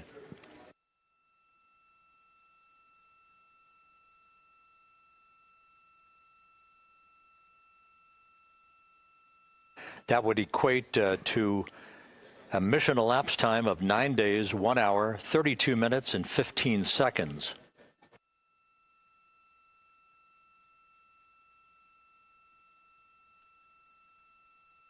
Once again, from Flight Dynamics, a splashdown time of 7:07 and 27 seconds p.m. Central Time.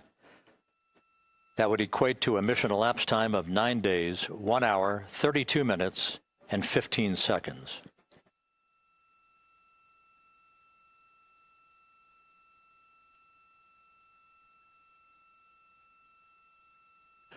Reports from the Pacific indicate that the recovery team, in communications with the crew aboard Integrity, that the crew remains in excellent shape as they await the approach of the team for a final hazard gas evaluation before they move to the side of the vehicle to erect the inflatable life raft called the front porch.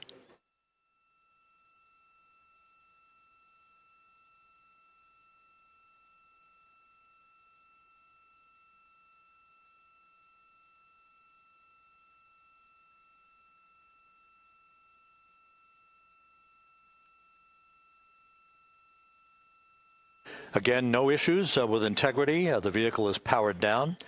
All of its systems are now safed. We have handed over mission authority to the Exploration Ground Systems folks in the Pacific, but we will not stand down and have the entry flight control team depart its positions until that inflatable raft, the front porch, is erected, the hatch open, and the crew having exited the vehicle. So that's the next step in the recovery process that will lead to the hoisting of the crew members. For 2 crew members for each helicopter, they'll be hoisted to a pair of Navy helicopters that will then fly a short distance back to the USS John P. Murtha. What you're looking at is one of the fast boats circling the vehicle to make a hazard assessment.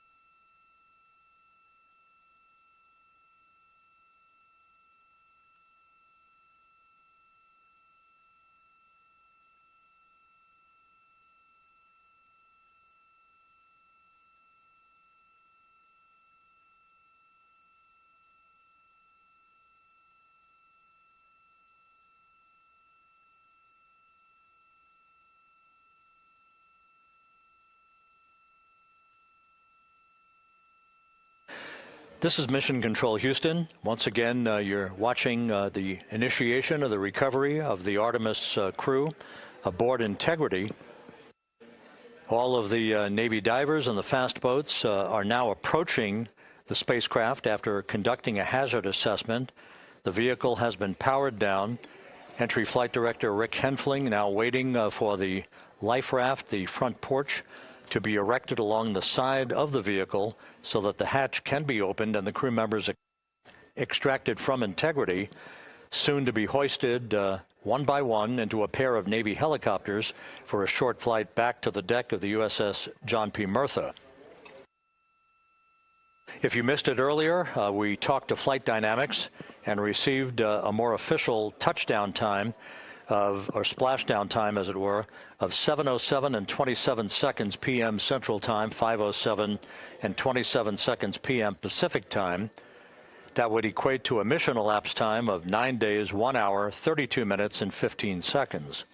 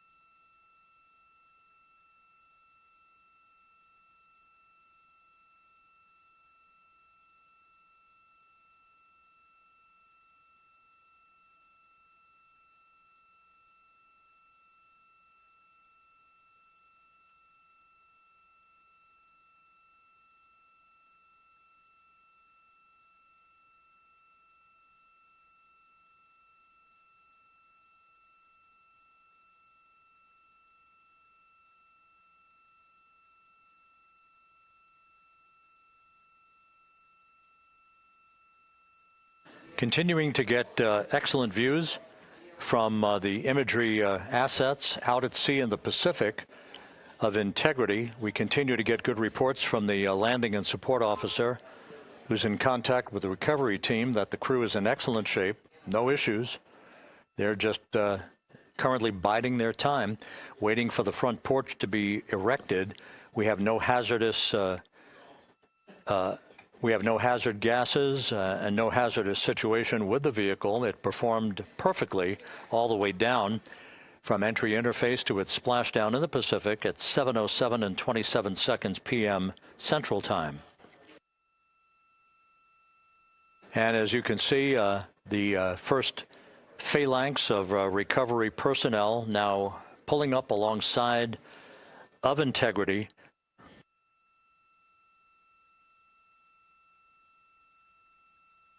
This includes Navy divers, a Navy flight surgeon, and other recovery personnel who have trained for several years for this recovery process.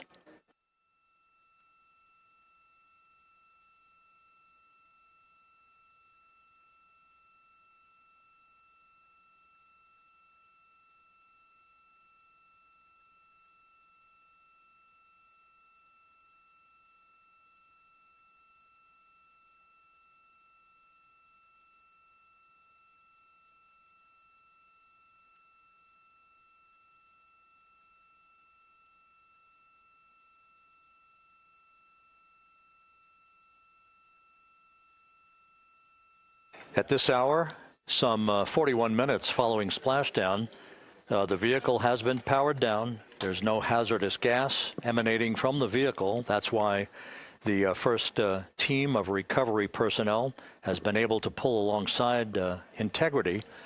And the reports continue to come in that the 4 astronauts are in excellent shape.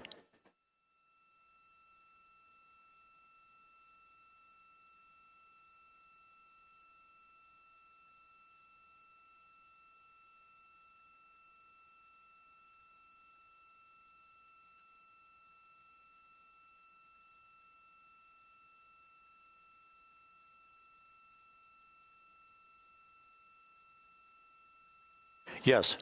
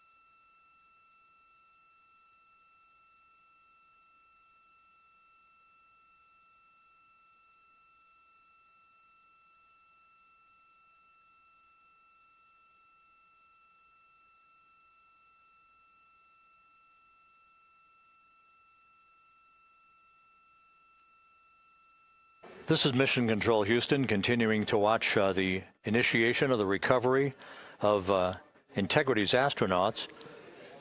One by one, they'll be brought out of the spacecraft onto a large inflatable raft just a short time from now. In the meantime, we can go back to the USS John P. Murtha, where my colleague Megan Cruz is standing by to provide her situation report.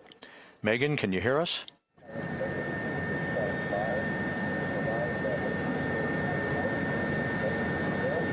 Hey, Rob. Yes, I can hear you. Thank you. Yeah, we're back here on the bow of the recovery ship where there are still plenty of people peering out into the water. We are not very far from the action everyone is seeing on their screen now. The Orion spacecraft, Integrity, in the ocean, surrounded by a number of recovery boats.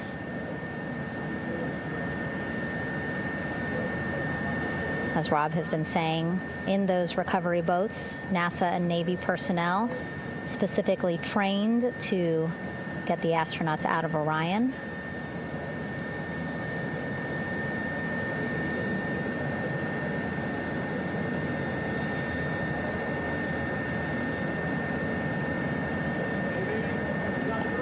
In some of our wide shots, you can probably see that there are 6 boats out in the water. More than 40 people out in the water right now on those boats.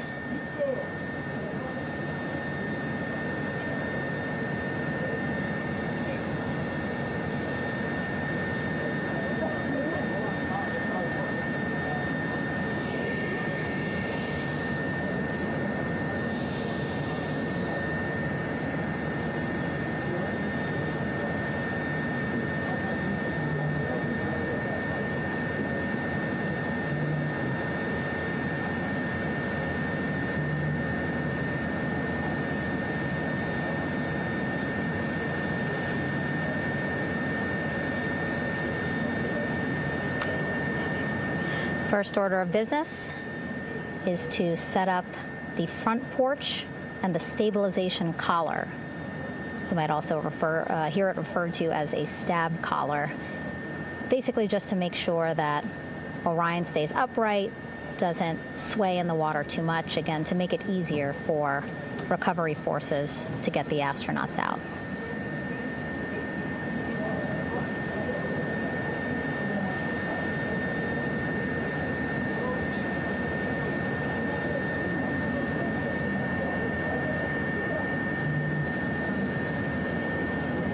Again, we splashed down to the Pacific Ocean just after 5 p.m. Pacific time here. It's a requirement by NASA to be able to get the crew out of Orion within 2 hours of splashdown. So doing great on time so far. Plenty of time. No rush either. I was speaking to NASA flight surgeon Rick Schuring earlier in this broadcast, and he said to me, no rush to get the crew out. Just want to make sure that they're feeling good. And whenever they're ready to take their step out of Orion and onto that large raft, the front porch, folks will be ready.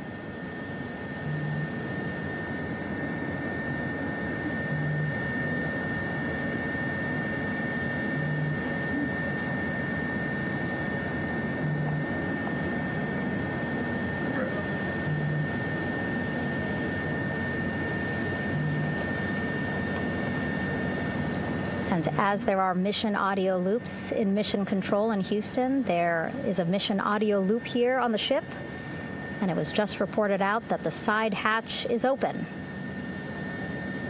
Side hatch of integrity is open. You're getting these beautiful shots from our aerial assets. The ship itself, where I'm on, just 3,000 yards away.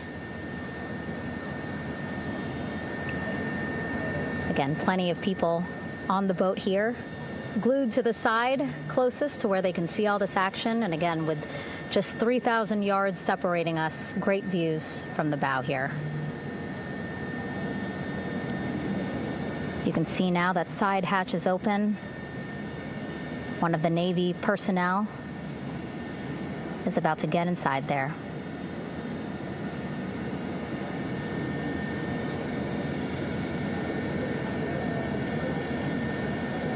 In they go. In total, 4 will go into Orion. So it'll be a little bit of a tight squeeze, but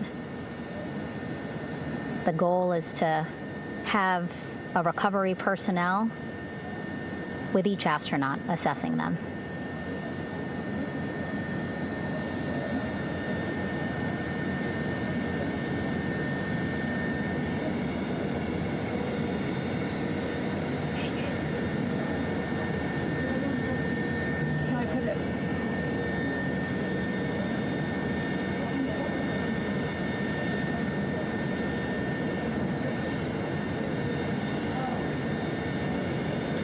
Boats getting closer now. Again, that one that's right up against Orion, those are the divers that will go in to the spacecraft to check on each of the astronauts. These other boats will begin doing a number of things, putting on that stabilization collar onto Orion, building that front porch. Eventually, they will retrieve the parachutes, as well as tow Orion back to the well deck of the recovery ship here.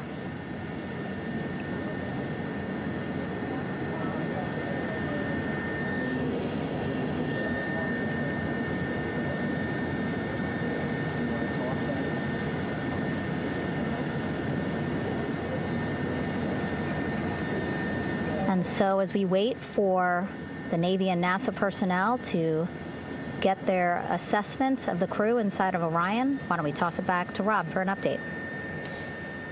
Yeah, thank you, Megan. Here in Mission Control, Flight Director Rick Henfling and the entry team of flight controllers still on duty. The vehicle has been powered down for some time now. There are no hazardous gases emanating from integrity. That, of course, allowed the recovery personnel to approach the vehicle and then open the hatch to begin the initial medical assessment of the crew, as you just indicated. Now we're standing by for the erection of that inflatable raft, the front porch, alongside of the vehicle. That will enable the crew to be extracted one by one onto the raft, have a moment or two to get their land legs back before they're hoisted into two hovering Navy helicopters, 2 crew members for each helicopter, for a short flight back to the deck of the USS John P. Murtha.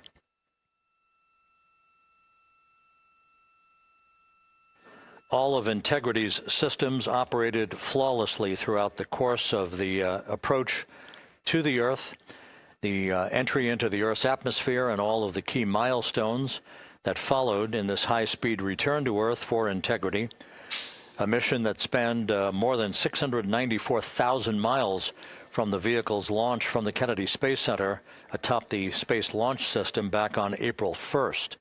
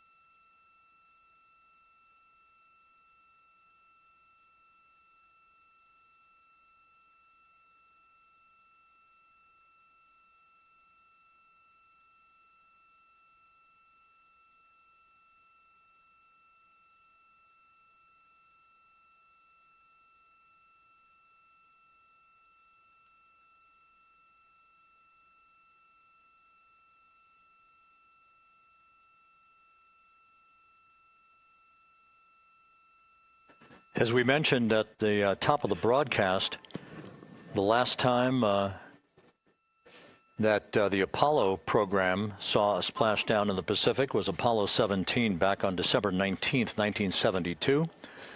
So for the first time in 53 and a half years, we have reenacted that with the arrival of Integrity's astronauts as they flew around the moon in that historic lunar flyby that began with a trans-lunar injection burn that took them out of Earth orbit following 24 hours of a high Earth orbit trajectory.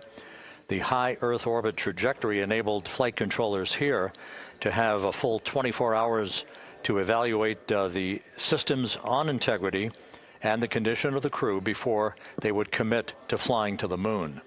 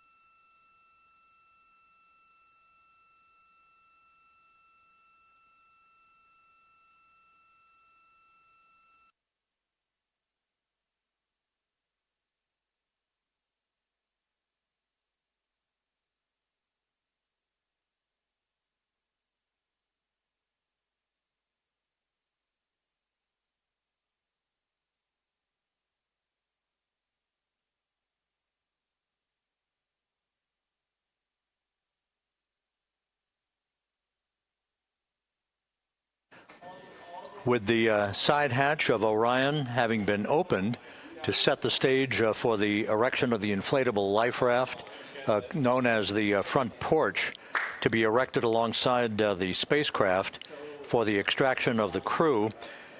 Let's play for you an interview that my colleague Megan Cruz conducted on the USS John P. Murtha with Navy diver First Class David McMahon that explains how this process is unfolding.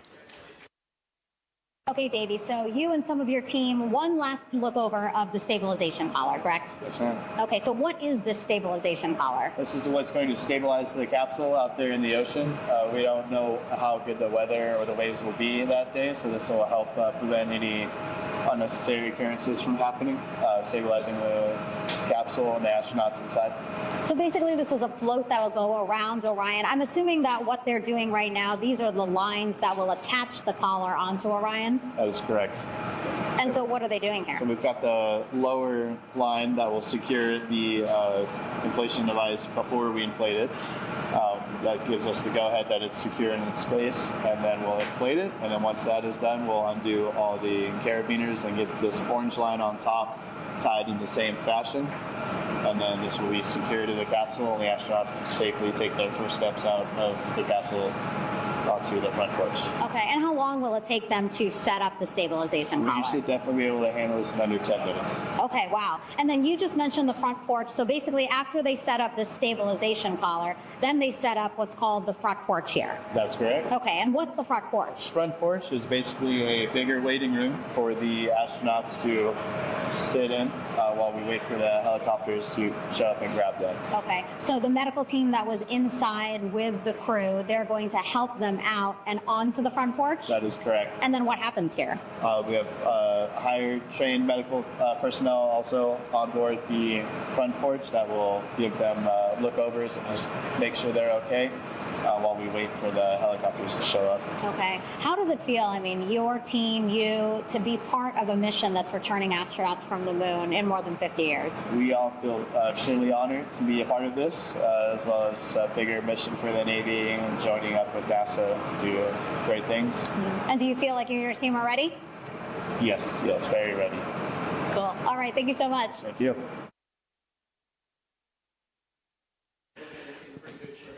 Once again, the recovery operations are continuing out in the Pacific. We shortly should see that life raft, the front porch, erected alongside the side hatch of the vehicle.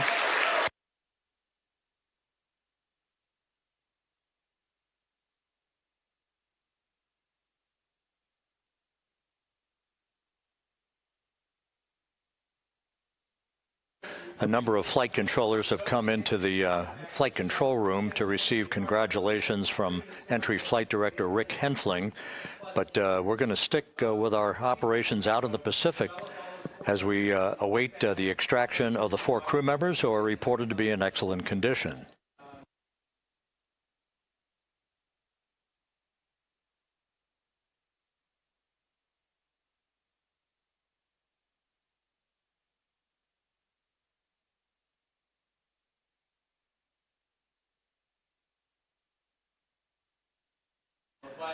Again, while we stand by for that front porch to be erected alongside of the side hatch of the vehicle, let's go back to the USS John P. Murtha and Megan Cruz. Megan?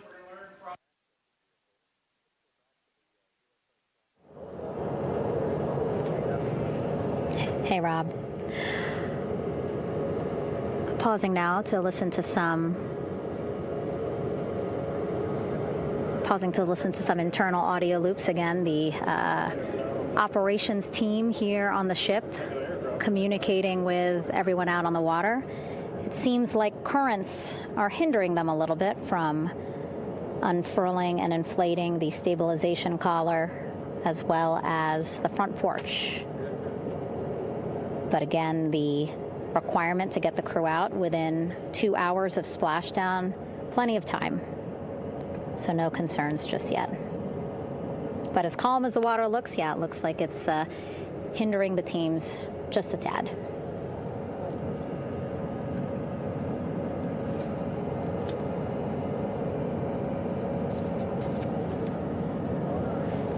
You can see in some of our shots that side hatch still open.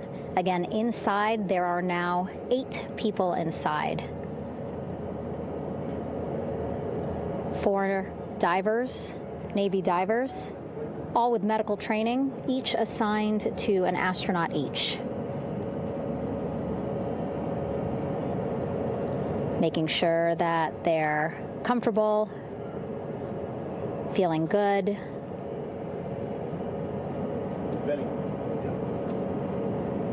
As you've heard us say in the broadcast, you know, they expect a little bit of discomfort. Again, these astronauts just traveled back to Earth at 25,000 miles an hour, a nearly 695,000-mile journey around the moon. If you think you get carsick.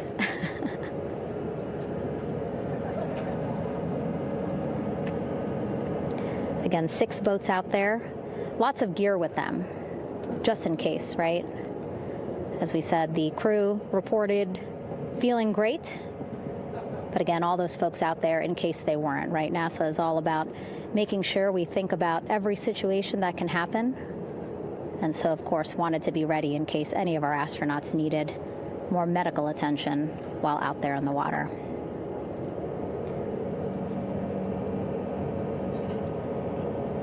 You see now teams, again,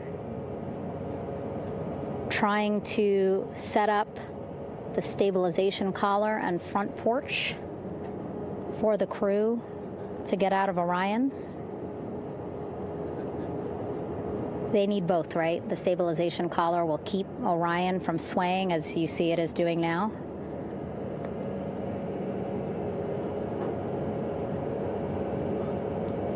And then they will connect the front porch to the stabilization collar so that the crew can take 2 steps and they will be in the front porch.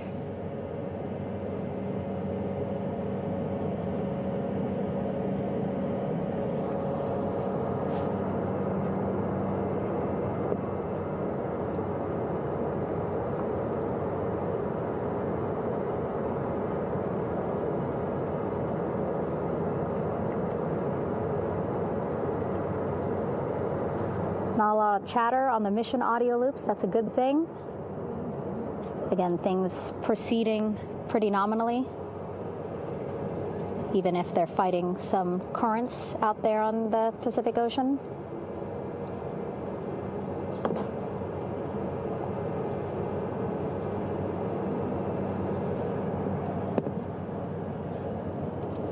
Again, the goal, setting up the stabilization collar and the front porch so that the crew can rest comfortably in the front porch, get placed into harnesses so that 2 helicopters can lift them off the front porch and onto the USS John Murtha here.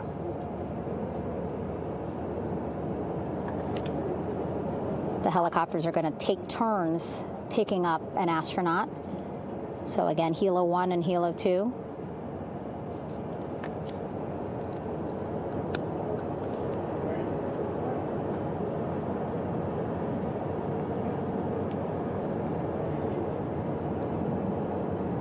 Okay, and the recovery team here on the ship just got a report from the undersea medical officer who is inside the capsule with the crew. He is reporting all 4 members are green. All of our 4 astronauts, Reed, Victor, Christina, Jeremy, green, meaning they are feeling great, not the complexion of their skin.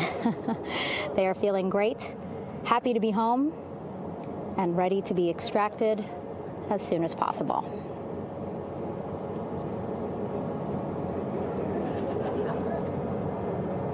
And so, as I was saying, we have 2 helicopters circling the activity you're seeing on the water right now. Each will take turns picking up an astronaut. So Helo 1 will come on in, hover above the front porch, about 40 feet above the front porch. A Navy recovery specialist will be hoisted down into the front porch.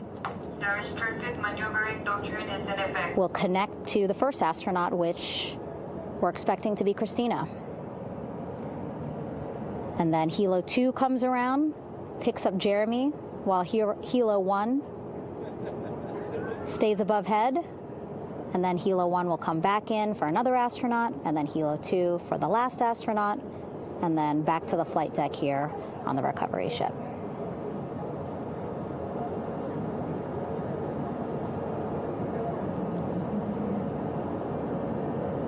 I was talking to Assistant Artemis Recovery Director Paul Sierpinski. He said helos are a much quicker, safer way to get on board. They did actually consider boats, but then if you think about it, longer time, the crew would have to move through more of the ship. This way the helos will give a more direct, quicker route to the medical bay for our 4 astronauts.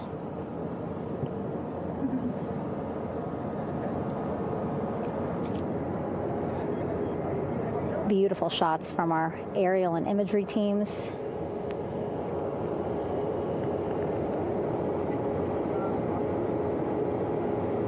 Clouds have dissipated for a clear view from the bow of the recovery ship here.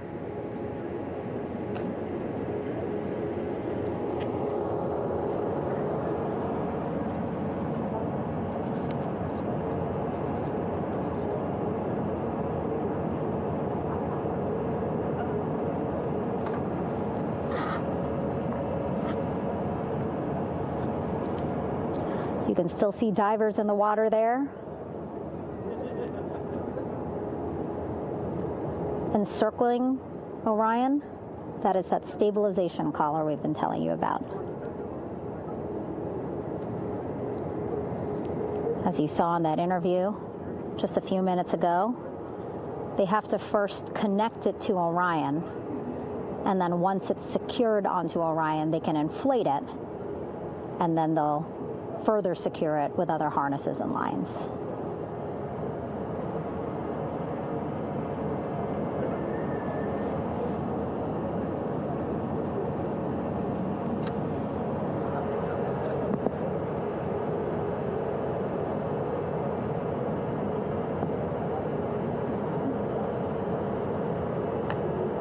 About an hour and 10 minutes since splashdown in the Pacific Ocean here.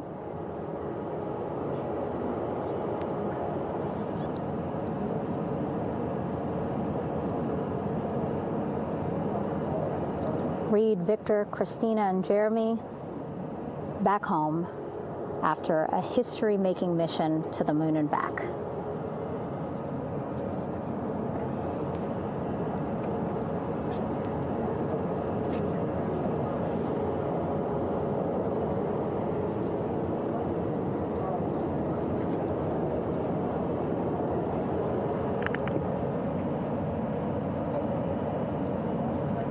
And if you missed what we said just a couple of minutes ago, the undersea medical officer inside with the crew in Orion reporting all 4 crew members feeling great.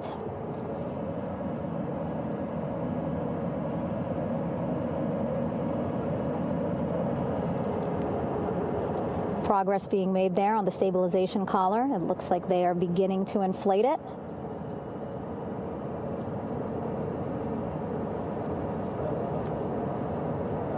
And it looks like they're starting to unfold the front porch in order to get that into the water here shortly and inflate that as well.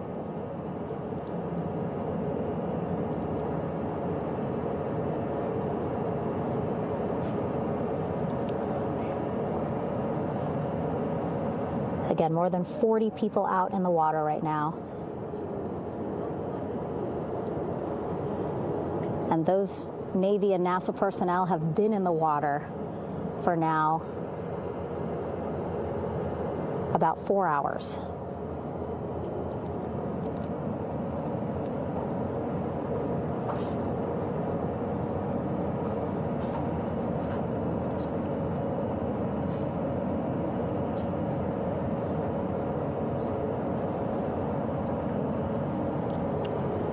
The reason why they had to get out so early is just to stage everything. And actually here on the ship, when there are flight operations happening, you can't have anything else, right?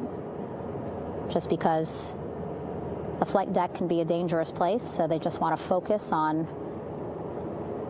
planes coming and going from the ship, so that's why they wanted to get the boats in the water to make sure that they have all the time they needed for the flight ops. And then the same crew here out in the water, they will stay out in the water for a number of hours after we recover the crew and get them back on the ship, because then they have to recover Orion.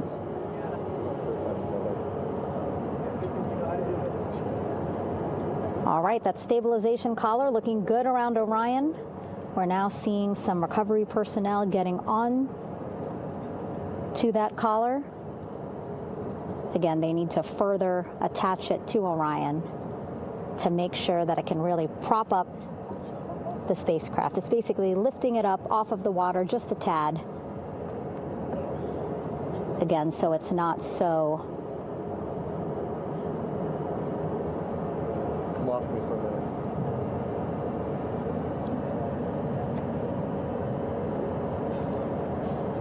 so it doesn't sway so much in the water there.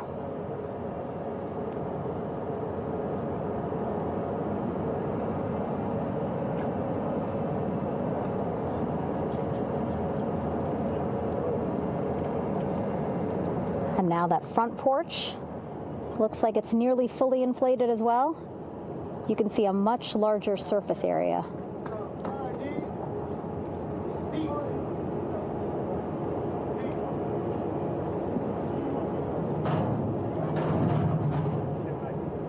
And so once the crew get out of Orion, they can stretch their legs a little bit on this front porch, get some fresh air.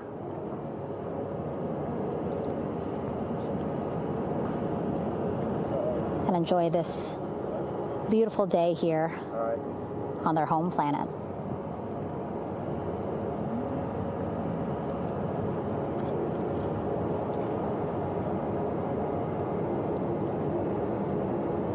It appears teams now are about to connect the front porch to the stabilization collar.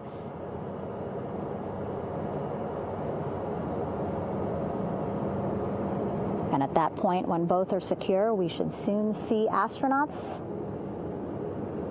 come out of Orion.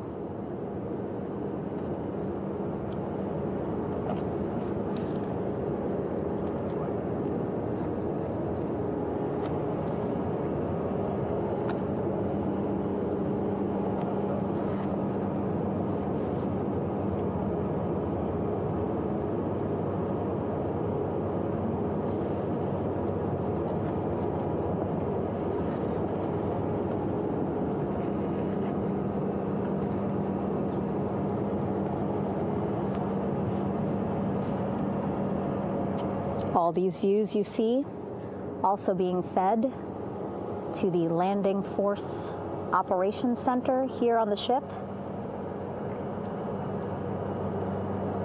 Of course, it is very important for our recovery teams leading the mission to have all the views that you're seeing as well. Again, listening to their communication loop here on the ship. Very quiet, which is a good thing. It means things are going pretty nominally, meaning as expected.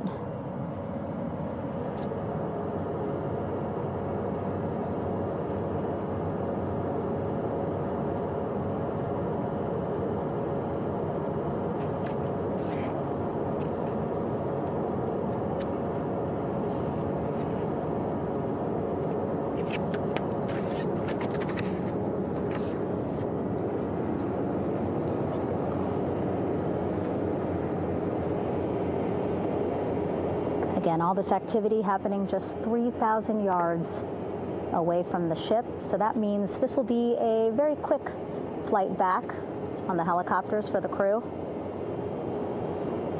2-3 minutes, and then they'll be back here on the ship. I know.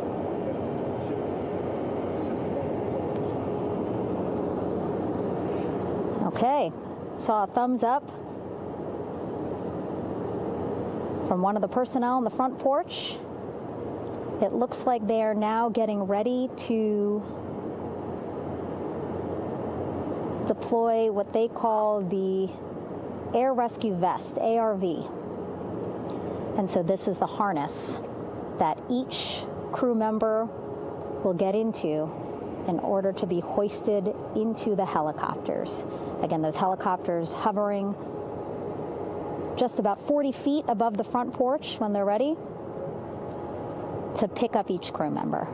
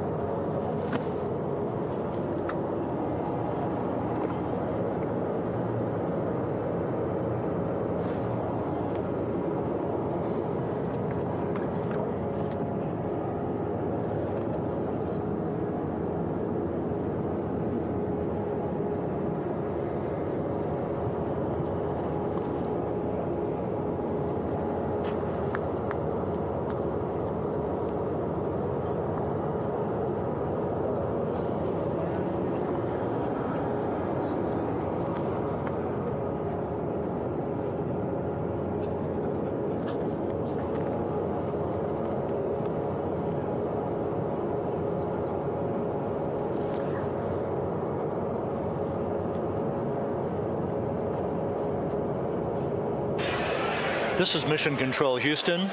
Behind me, a fairly raucous scene as hundreds of flight controllers have poured into the flight control room here. This is reminiscent of the scene after the final shuttle mission of STS-135, although that was the end of a program. This is only the beginning of a program with the textbook splashdown of Integrity and its 4 astronauts. We're standing by for the crew to be extracted from the spacecraft.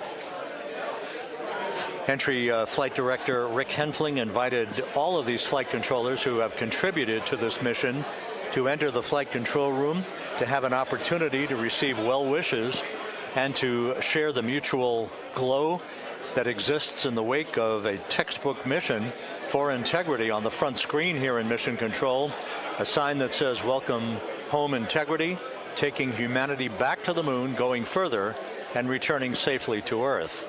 So all of that jubilation, part of the post-splashdown activities, even as we await the crew being extracted from the vehicle to be hoisted onto Navy helicopters for the trip back to the USS John P. Murtha.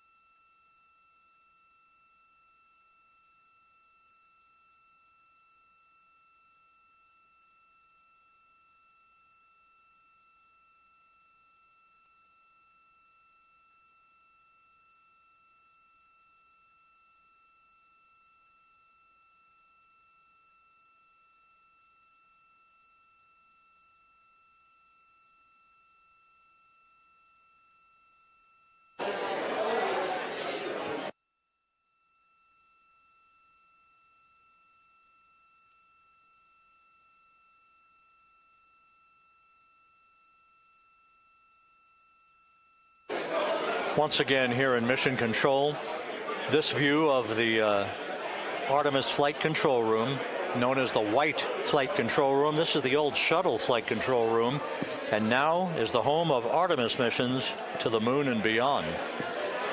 Once again, quite a few flight controllers were invited in by Entry Flight Director Rick Henfling to share in the jubilation following the successful splashdown of Integrity. That splashdown occurring an hour and 22 minutes ago, as we stand by for the completion of the extraction of the crew, and ultimately they're hoisting onto Navy helicopters for a short flight back to the USS John P. Murtha. Splashdown occurred at 7:07 and 27 seconds p.m. Central Time. I had an opportunity to talk to the head of flight dynamics, Jeff Birch, a moment or two ago. He said the trajectory of Integrity coming through the Earth's atmosphere was so precise, they've never seen anything line up on a ground track like today's entry by Integrity for its splashdown southwest of San Diego.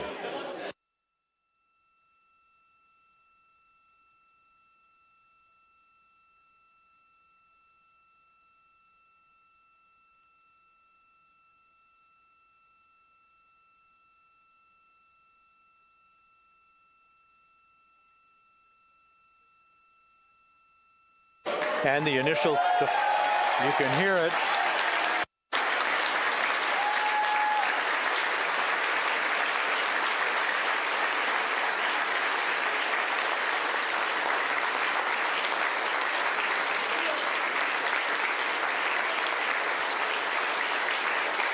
Jubilation here in the flight control room. The first crew member is out of Integrity.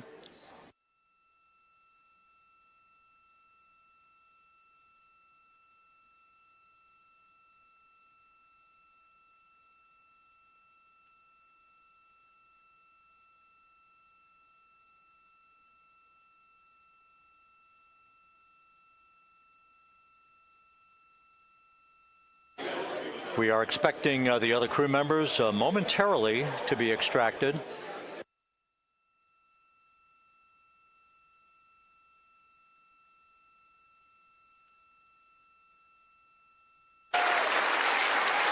We now have 2 crew members out.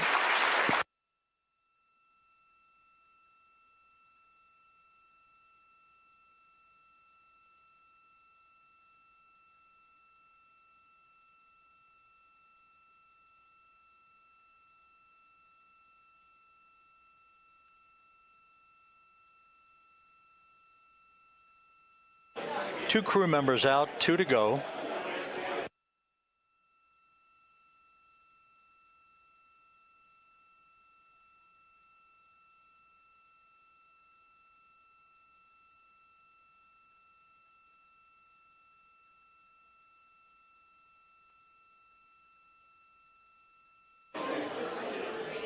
We're about 1 hour from sunset out in the Pacific. Everything continues to go well. Integrity's systems functioned perfectly during its entry back to Earth. And Reed Wiseman, the commander who will be last out of the vehicle, reported that all the crew members were feeling very well.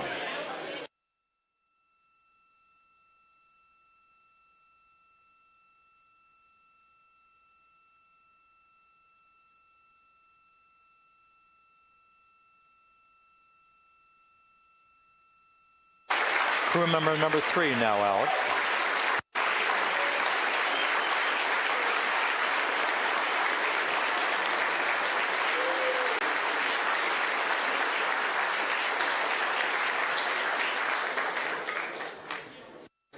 And now standing by for the commander, Reed Wiseman, who will be last out of his ship. Bobbing in the Pacific under almost ideal conditions, Integrity spanned 694,000 miles during its journey from launch to splashdown.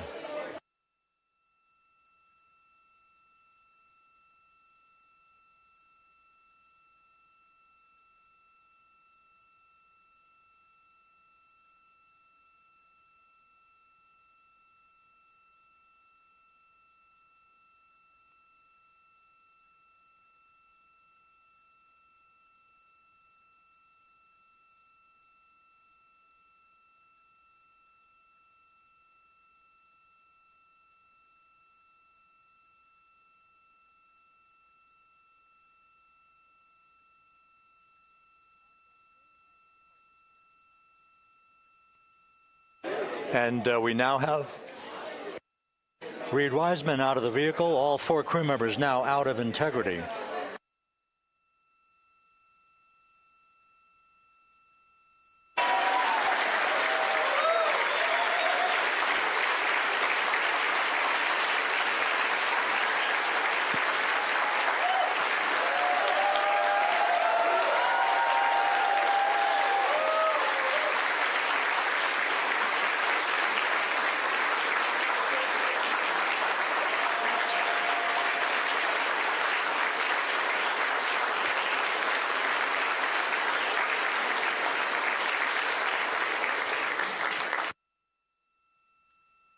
Once again, all 4 crew members now on the front porch, and the procedure to begin hoisting them up to these 2 Navy helicopters hovering overhead will begin shortly.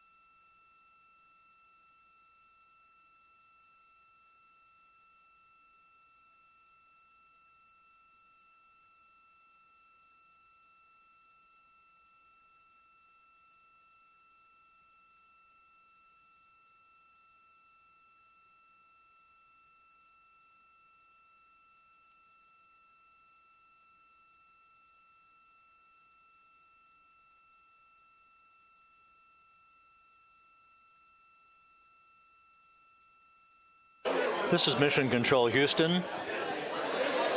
The mission is over, but the melody lingers on as jubilation continues here in the flight control room.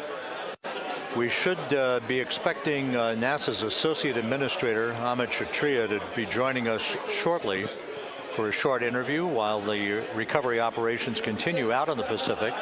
So we'll stand by for that. And then we'll turn it back over to Megan Cruz aboard the USS John P. Murtha.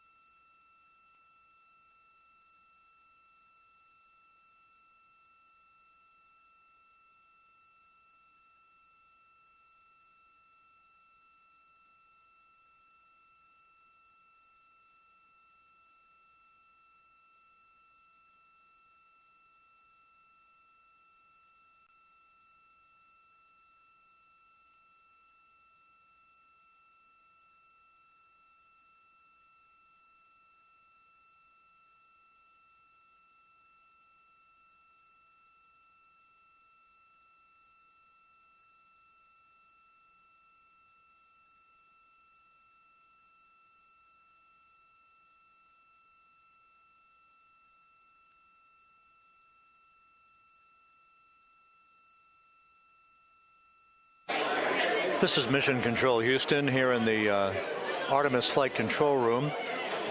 A number of flight controllers basking in the glory of the successful end of this mission that carried 4 astronauts around the moon on a lunar flyby, and the first test flight of Orion with crew members on board. Splashdown occurring an hour and 32 minutes ago after a flawless descent back into the Earth's atmosphere for the vehicle.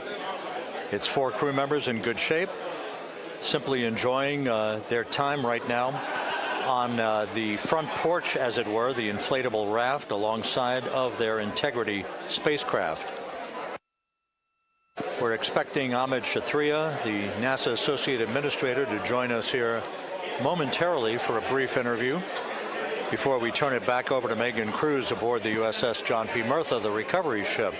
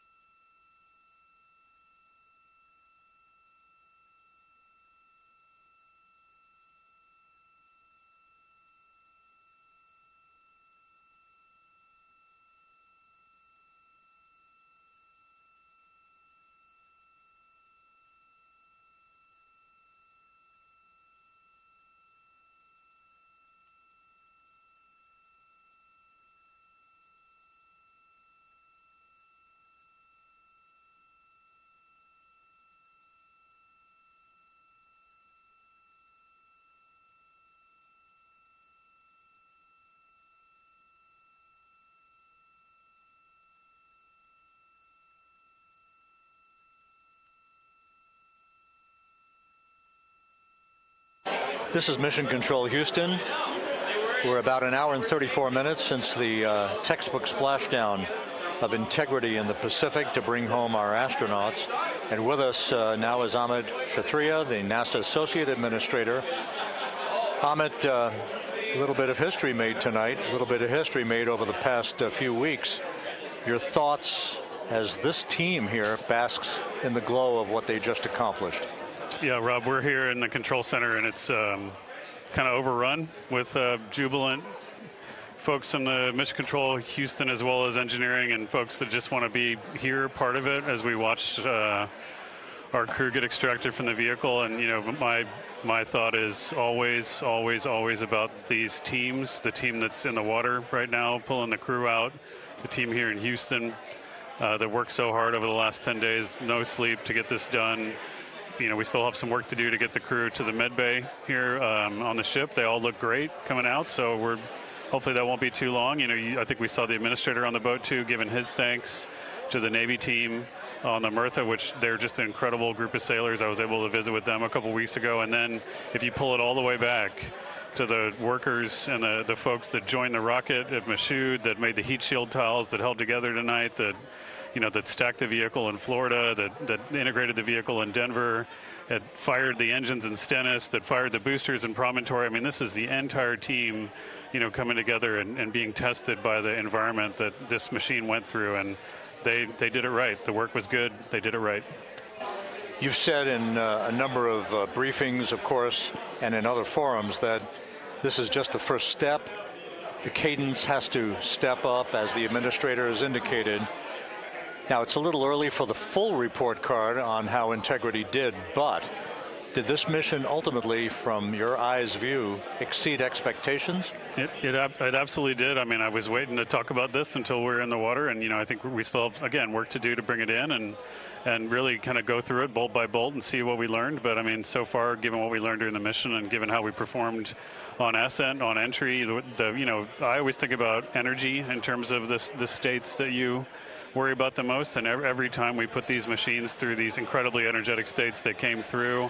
So I'm fairly confident that we made a big step tonight to get us on the path towards the surface. I think the path to the surface is open now. You know, we do have to do all the work, and we'll make sure we talk about that as cleanly as we can. We learned a few things during the mission, but I have to tell you, this was an incredible test of an incredible machine. From an American psyche standpoint, the Empire State Building was lit up red, white, and blue tonight. Our coverage was seen on baseball stadiums around the major leagues. How captivating was this experience for the American people, for the world, in fact, as we returned to the moon? You know, I have not been able to watch a lot of the coverage as we've progressed through the mission. I will tell you, just, you know, from my witness in Florida before launch, and then seeing the people's faces here, and then, you know, reading where I can about how things are going. I think this has been a gift to the world from NASA. NASA has given the world a gift, proving to folks all over the place, especially young people, and that to me is what this is really about. Young people, when they see what we can do when we work together, when we have teams that collaborate, that, you know, it doesn't matter how hard the problems are, we can solve them. I'm hopeful that Artemis II, as folks witness what we were able to do with this incredible crew, this incredible team that we've birthed into the world, scientists and engineers and artists that have been inspired by this.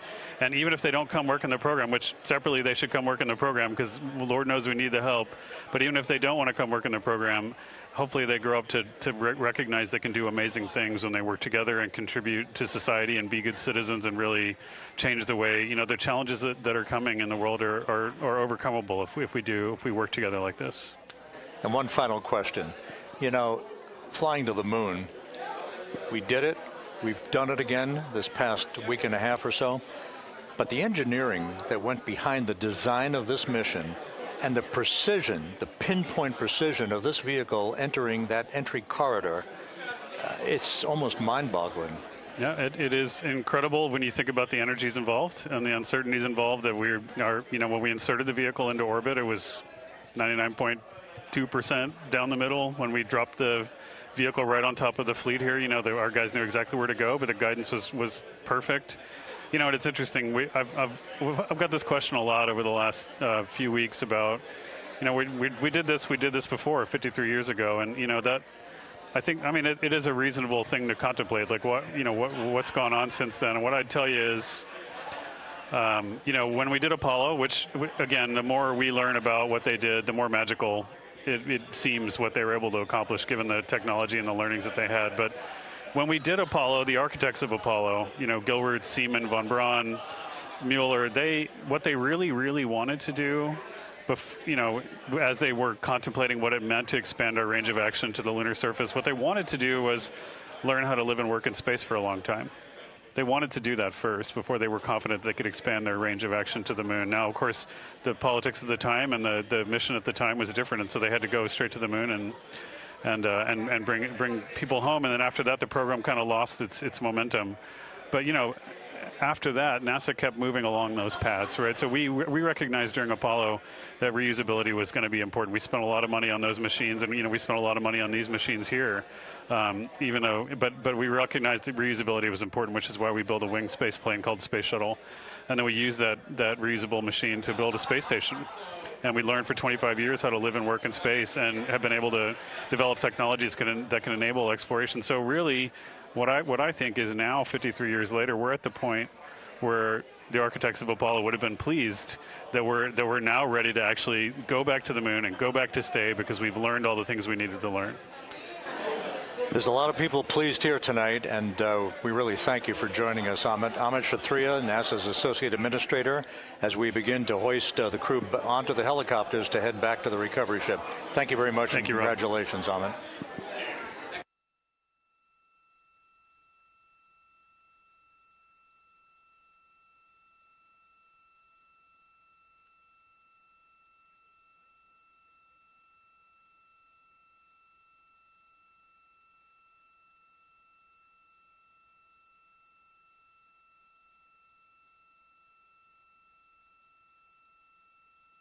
This is Mission Control Houston, with the crew members now beginning to be hoisted aboard the Navy helicopters.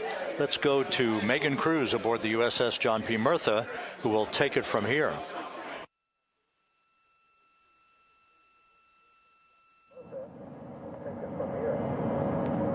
Hey, Rob. Yeah, back on the bow of the ship here, we are seeing the helicopters circling Orion. The first one there, having just completed picking up the first astronaut. Helo 2 now, hovering just 40 feet above the front porch, lowering a recovery specialist out of the helicopter. That person will touch down in the front porch just there.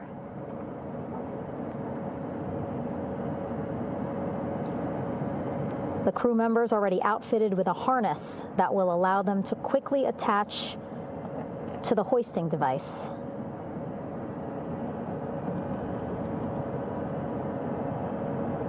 Look at the power of those blades throwing water out at the center there, the front porch, with now 3 astronauts and the recovery specialists.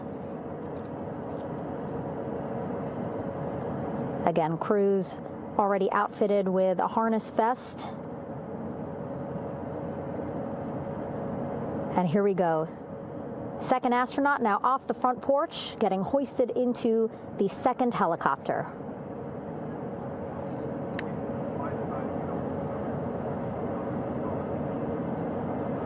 That helicopter will now hover just a distance away to give room for the first helicopter to come back and pick up the third astronaut.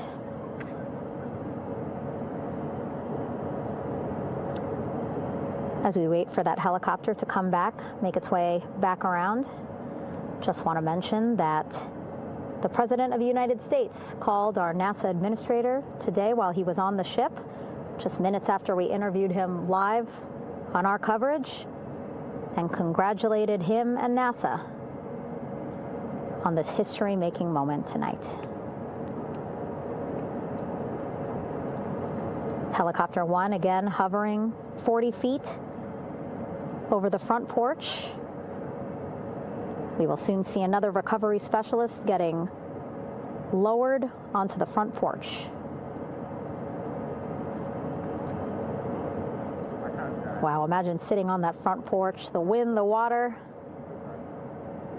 But again, the recovery team determined that a helicopter flight back to the ship here would be safer, faster, and more comfortable for our crew who just completed a 10-day mission around the moon. Third astronaut in the air, getting hoisted quickly back into the first helicopter now.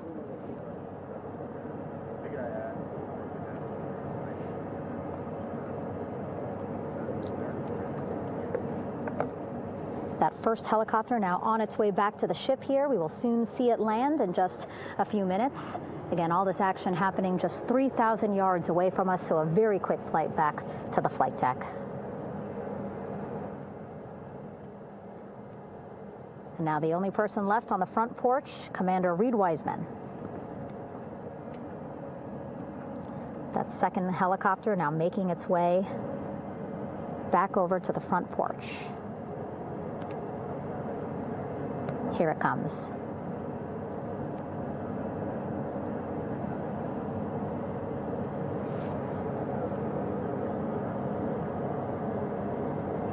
Making its final approach here.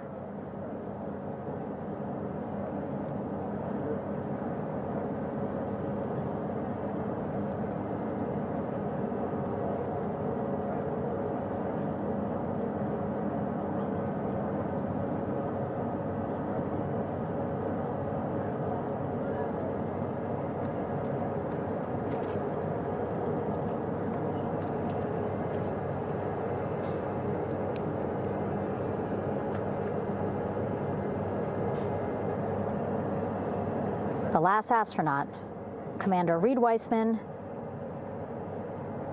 now off the front porch and almost into the second helicopter. Both now on their way back to the ship where we are, the USS John P. Murtha, just west of San Diego in the Pacific Ocean.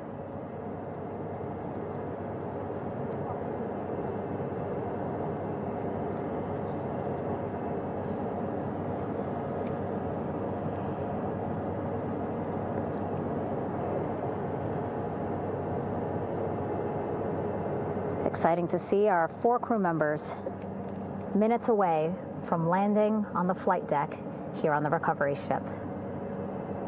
550 people on this ship, excited, ready, anxious, looking forward to welcoming this crew aboard.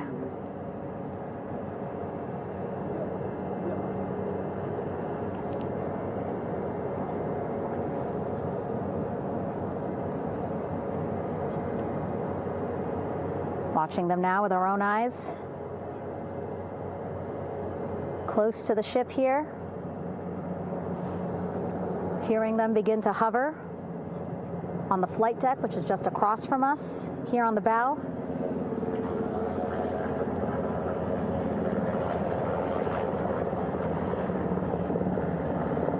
The first helicopter coming in.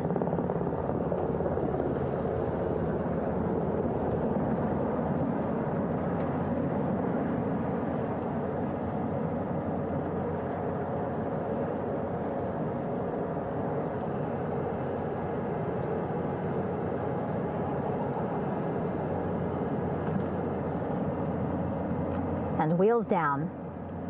Wheels down of the first helicopter carrying 2 of our Artemis II crew. Pilot Victor Glover and mission specialist Christina Cook.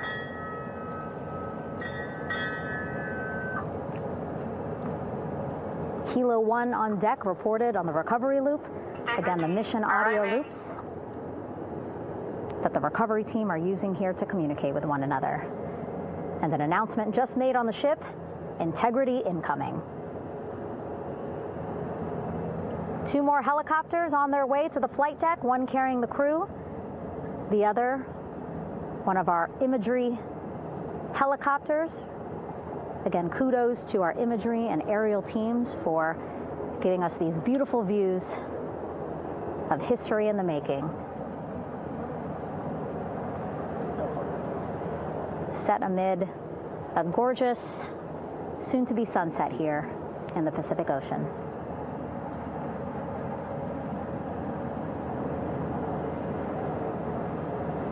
Second helicopter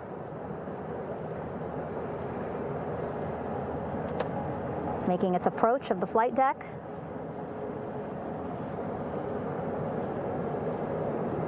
Plenty of people here on the bow with their cell phones out, filming this moment.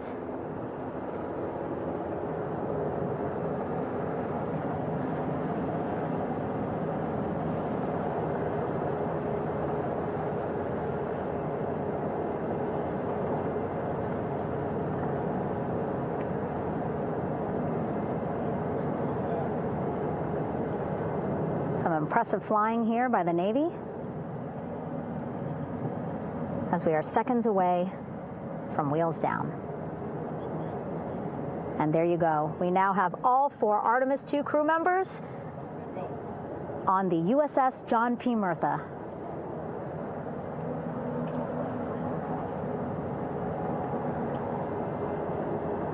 I'm sure they're happy to be out of the water and on this recovery ship with, again, 550 people on board, ready to welcome them home. But first, as we've been saying throughout the broadcast, just making sure the crew feel good. We reported that they were feeling good when they were in Orion, but those were just initial, quick, verbal assessments of how they're feeling. Their destination tonight, the medical bay here on the ship, right after we power down the helicopters here.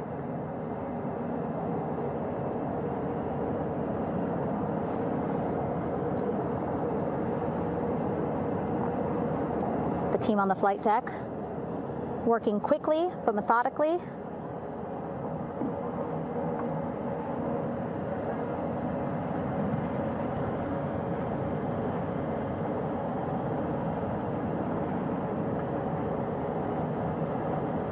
Waiting for just one more helicopter to touch down.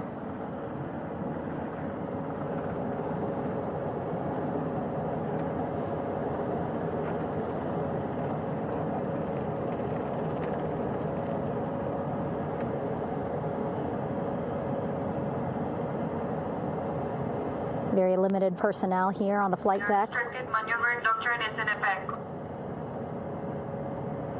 As that third helicopter touches down.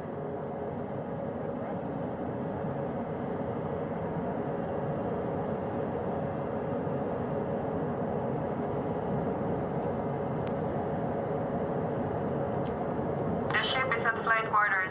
Stand clear of weather decks, ACO frame 095, burn no cover stop side, throw no articles over the side, hold all trash and garbage on station. Flight quarters. While just a few folks on the flight deck itself, there are plenty more on some upper decks. I see in some of our views a very packed crowd overhead. Announcements being made over the ship's loudspeaker system, reminding folks to stay clear of operational areas like the flight deck, so that teams can work quickly to get the crew off of the helicopters and into the medical bay.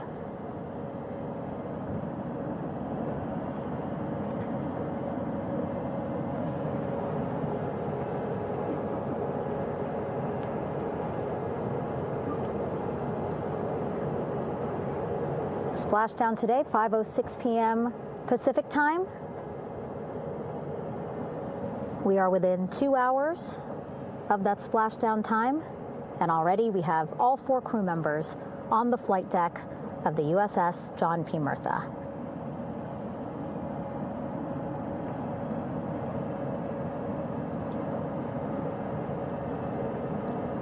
Again, crew waiting before getting out for the helicopters to completely shut down.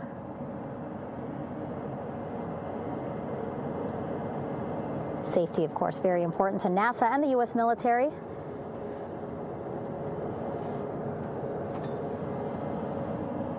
So we'll wait just a couple of minutes here before we start seeing crew members walk off the helicopters one by one.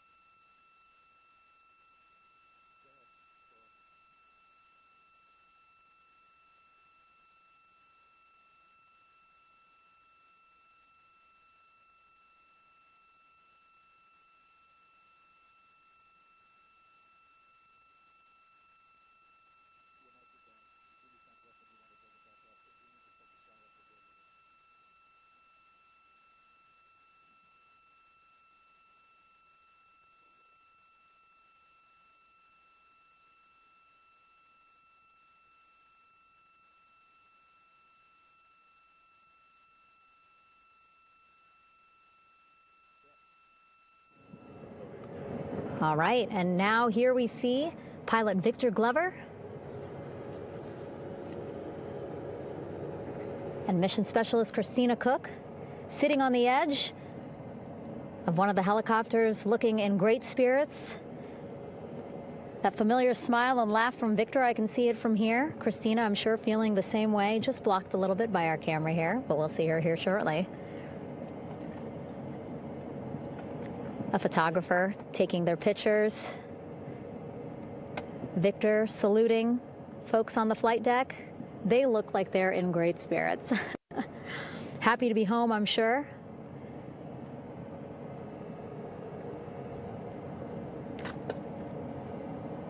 If you're sitting at home, I hope you too are wondering, what would you want to ask them if you got a chance to talk to them? Because that is what I'm thinking about. Getting the opportunity to talk to or ask questions of these 4 astronauts who just made history as the first crew to return to the moon since 1972.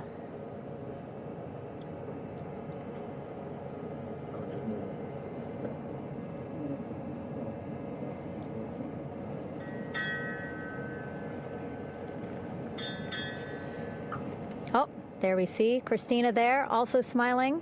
Finally peering out, waving at the cameras. Hello to you too, Christina, yes. Welcome back. Welcome, welcome home.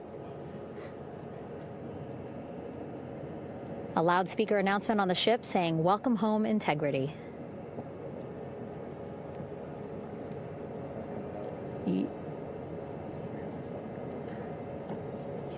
Victor in great spirits. I can't see who he's talking to, but I kind of think that he might be talking to his other 2 crew members. Shouting from across the flight deck, congratulations to one another.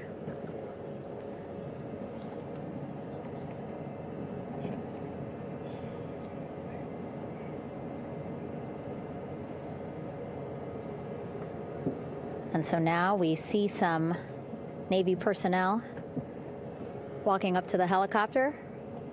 This is again the first helicopter carrying pilot Victor Glover and mission specialist Christina Cook. Both have taken off their helmets now.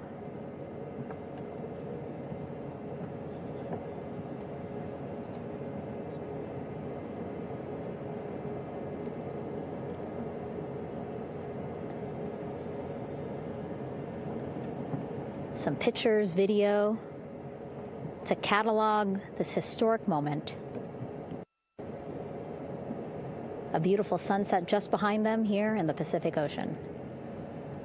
Golden hour. These pictures will be beautiful.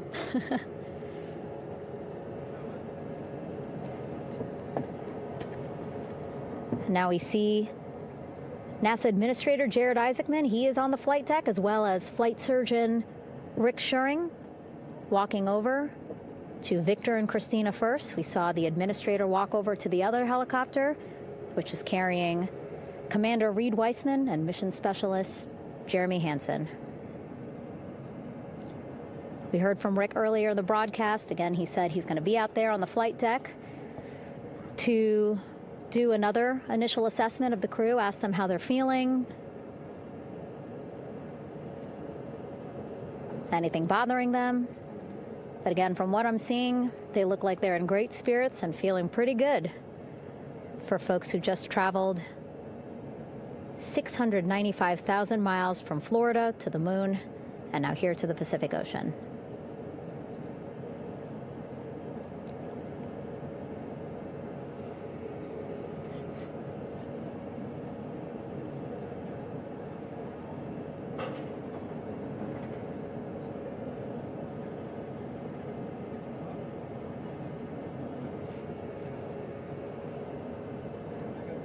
We're now seeing NASA Administrator Jared Isaacman walking across the flight deck. He had been talking to Reed and Jeremy, now approaching Victor and Christina.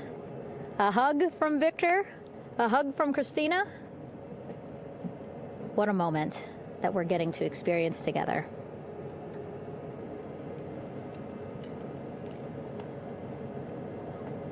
I'm sure congratulatory words. You know, we got to speak to the administrator live on this broadcast as well, and he said the kid in him right now, giddy, absolutely giddy at what we were able to accomplish today. Returning them home safely and in good spirits after a 10-day mission around the moon. And here we go. We're seeing Jeremy walking, waving across the flight deck, now on his way to the medical bay.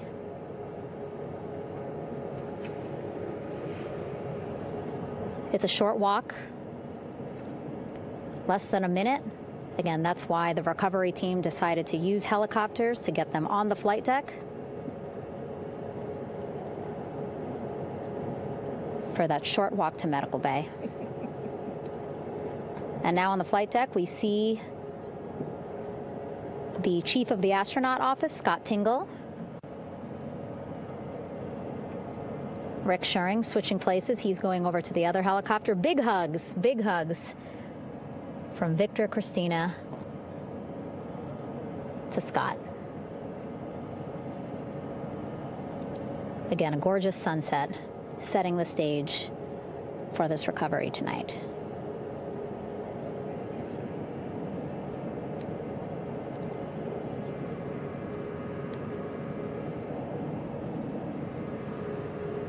All right, and now here we are, Christina, making her way, looking thankful, grateful, happy to be home.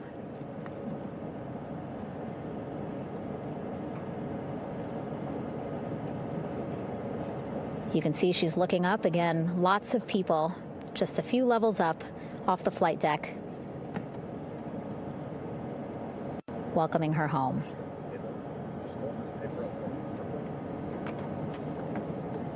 Scott holding the door like a gentleman, but back on his way to the other crew still on the flight deck.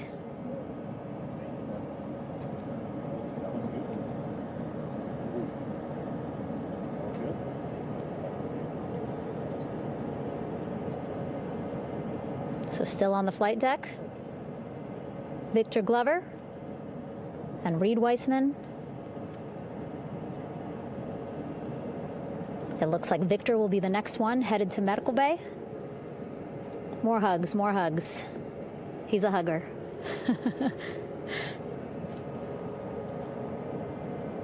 Victor looking good as he walks across the flight deck. NASA Administrator applauding. Victor applauding for all the folks on the ship with him who played a role in their safe return today.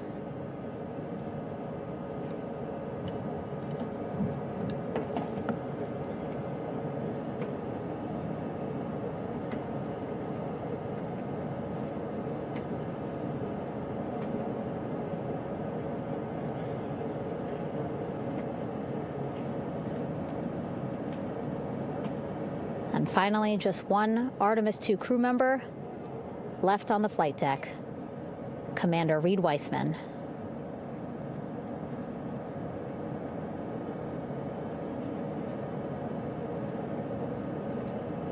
Applause from the group there on the flight deck, I'm sure, as well as on the level just above them, packed with people. Reed looking good as he takes his steps towards the medical bay.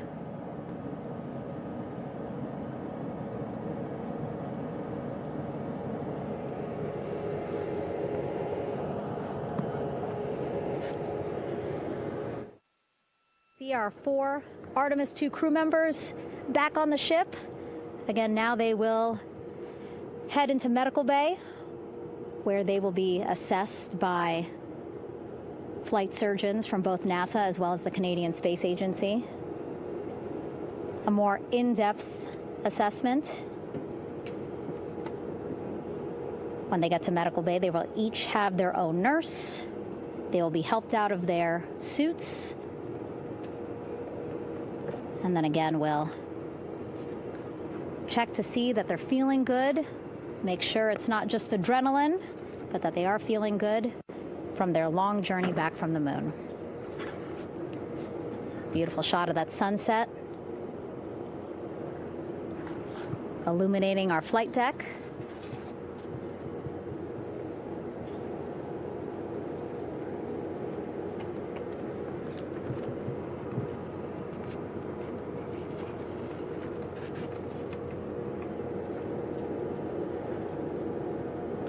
All right, and now with our astronauts safely on board, I want to welcome on Artemis Recovery Director Lily Villarreal.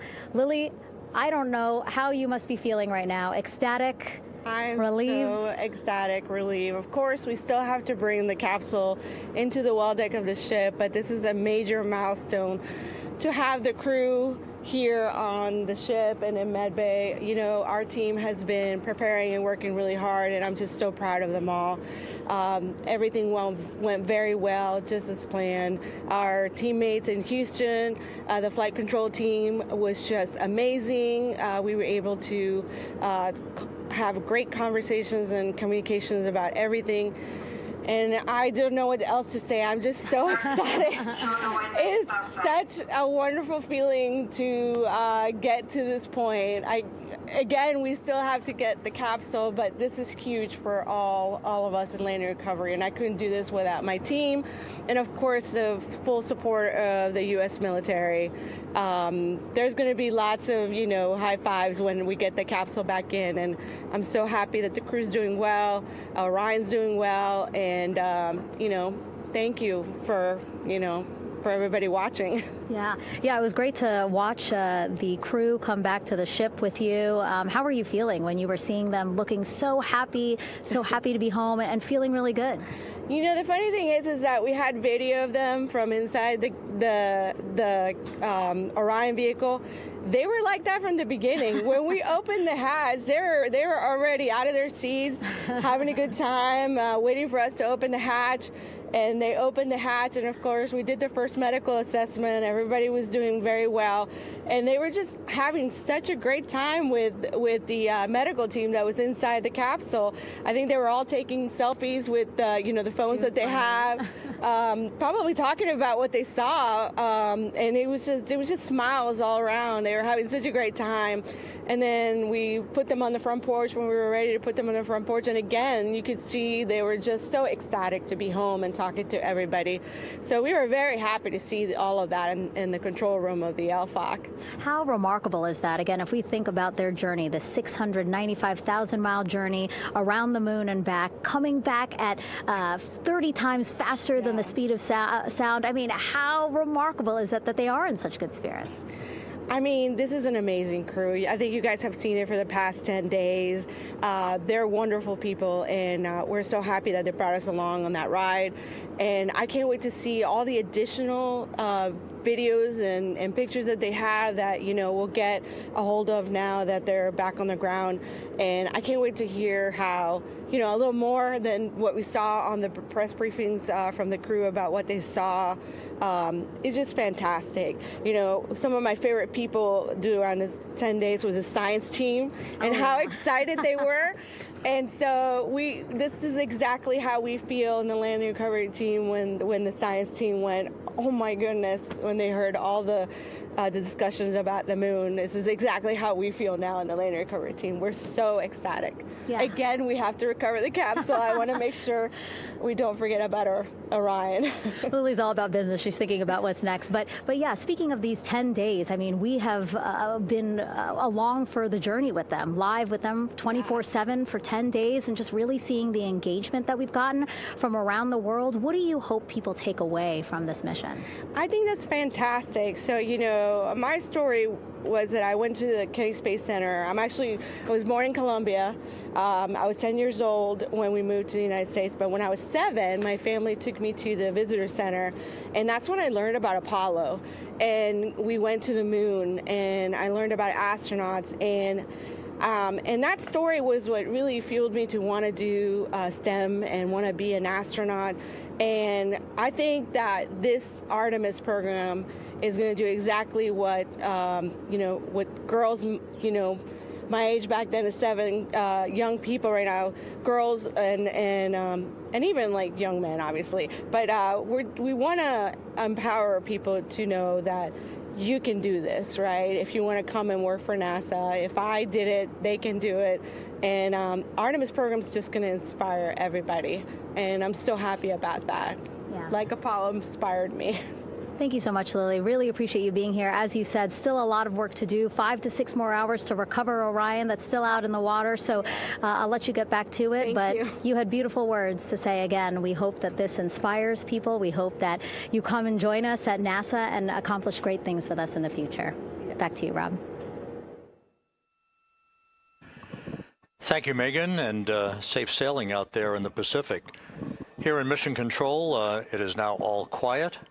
The team of flight controllers and all their support personnel have left the room to enjoy the aftermath of a textbook touchdown by Integrity that splashed down in the Pacific right on target to complete this historic flyby of the moon, the Artemis II mission. With that, we'll wrap up our coverage for the night and point you to a post-splashdown news conference in 15 minutes at 9:35 p.m. Central Time, 10:35 p.m. Eastern Time, where managers will discuss the return of the Integrity spacecraft and the completion of the Artemis II mission. With that, we'll wrap up our coverage for this evening and historic mission in the history books. This is Mission Control Houston.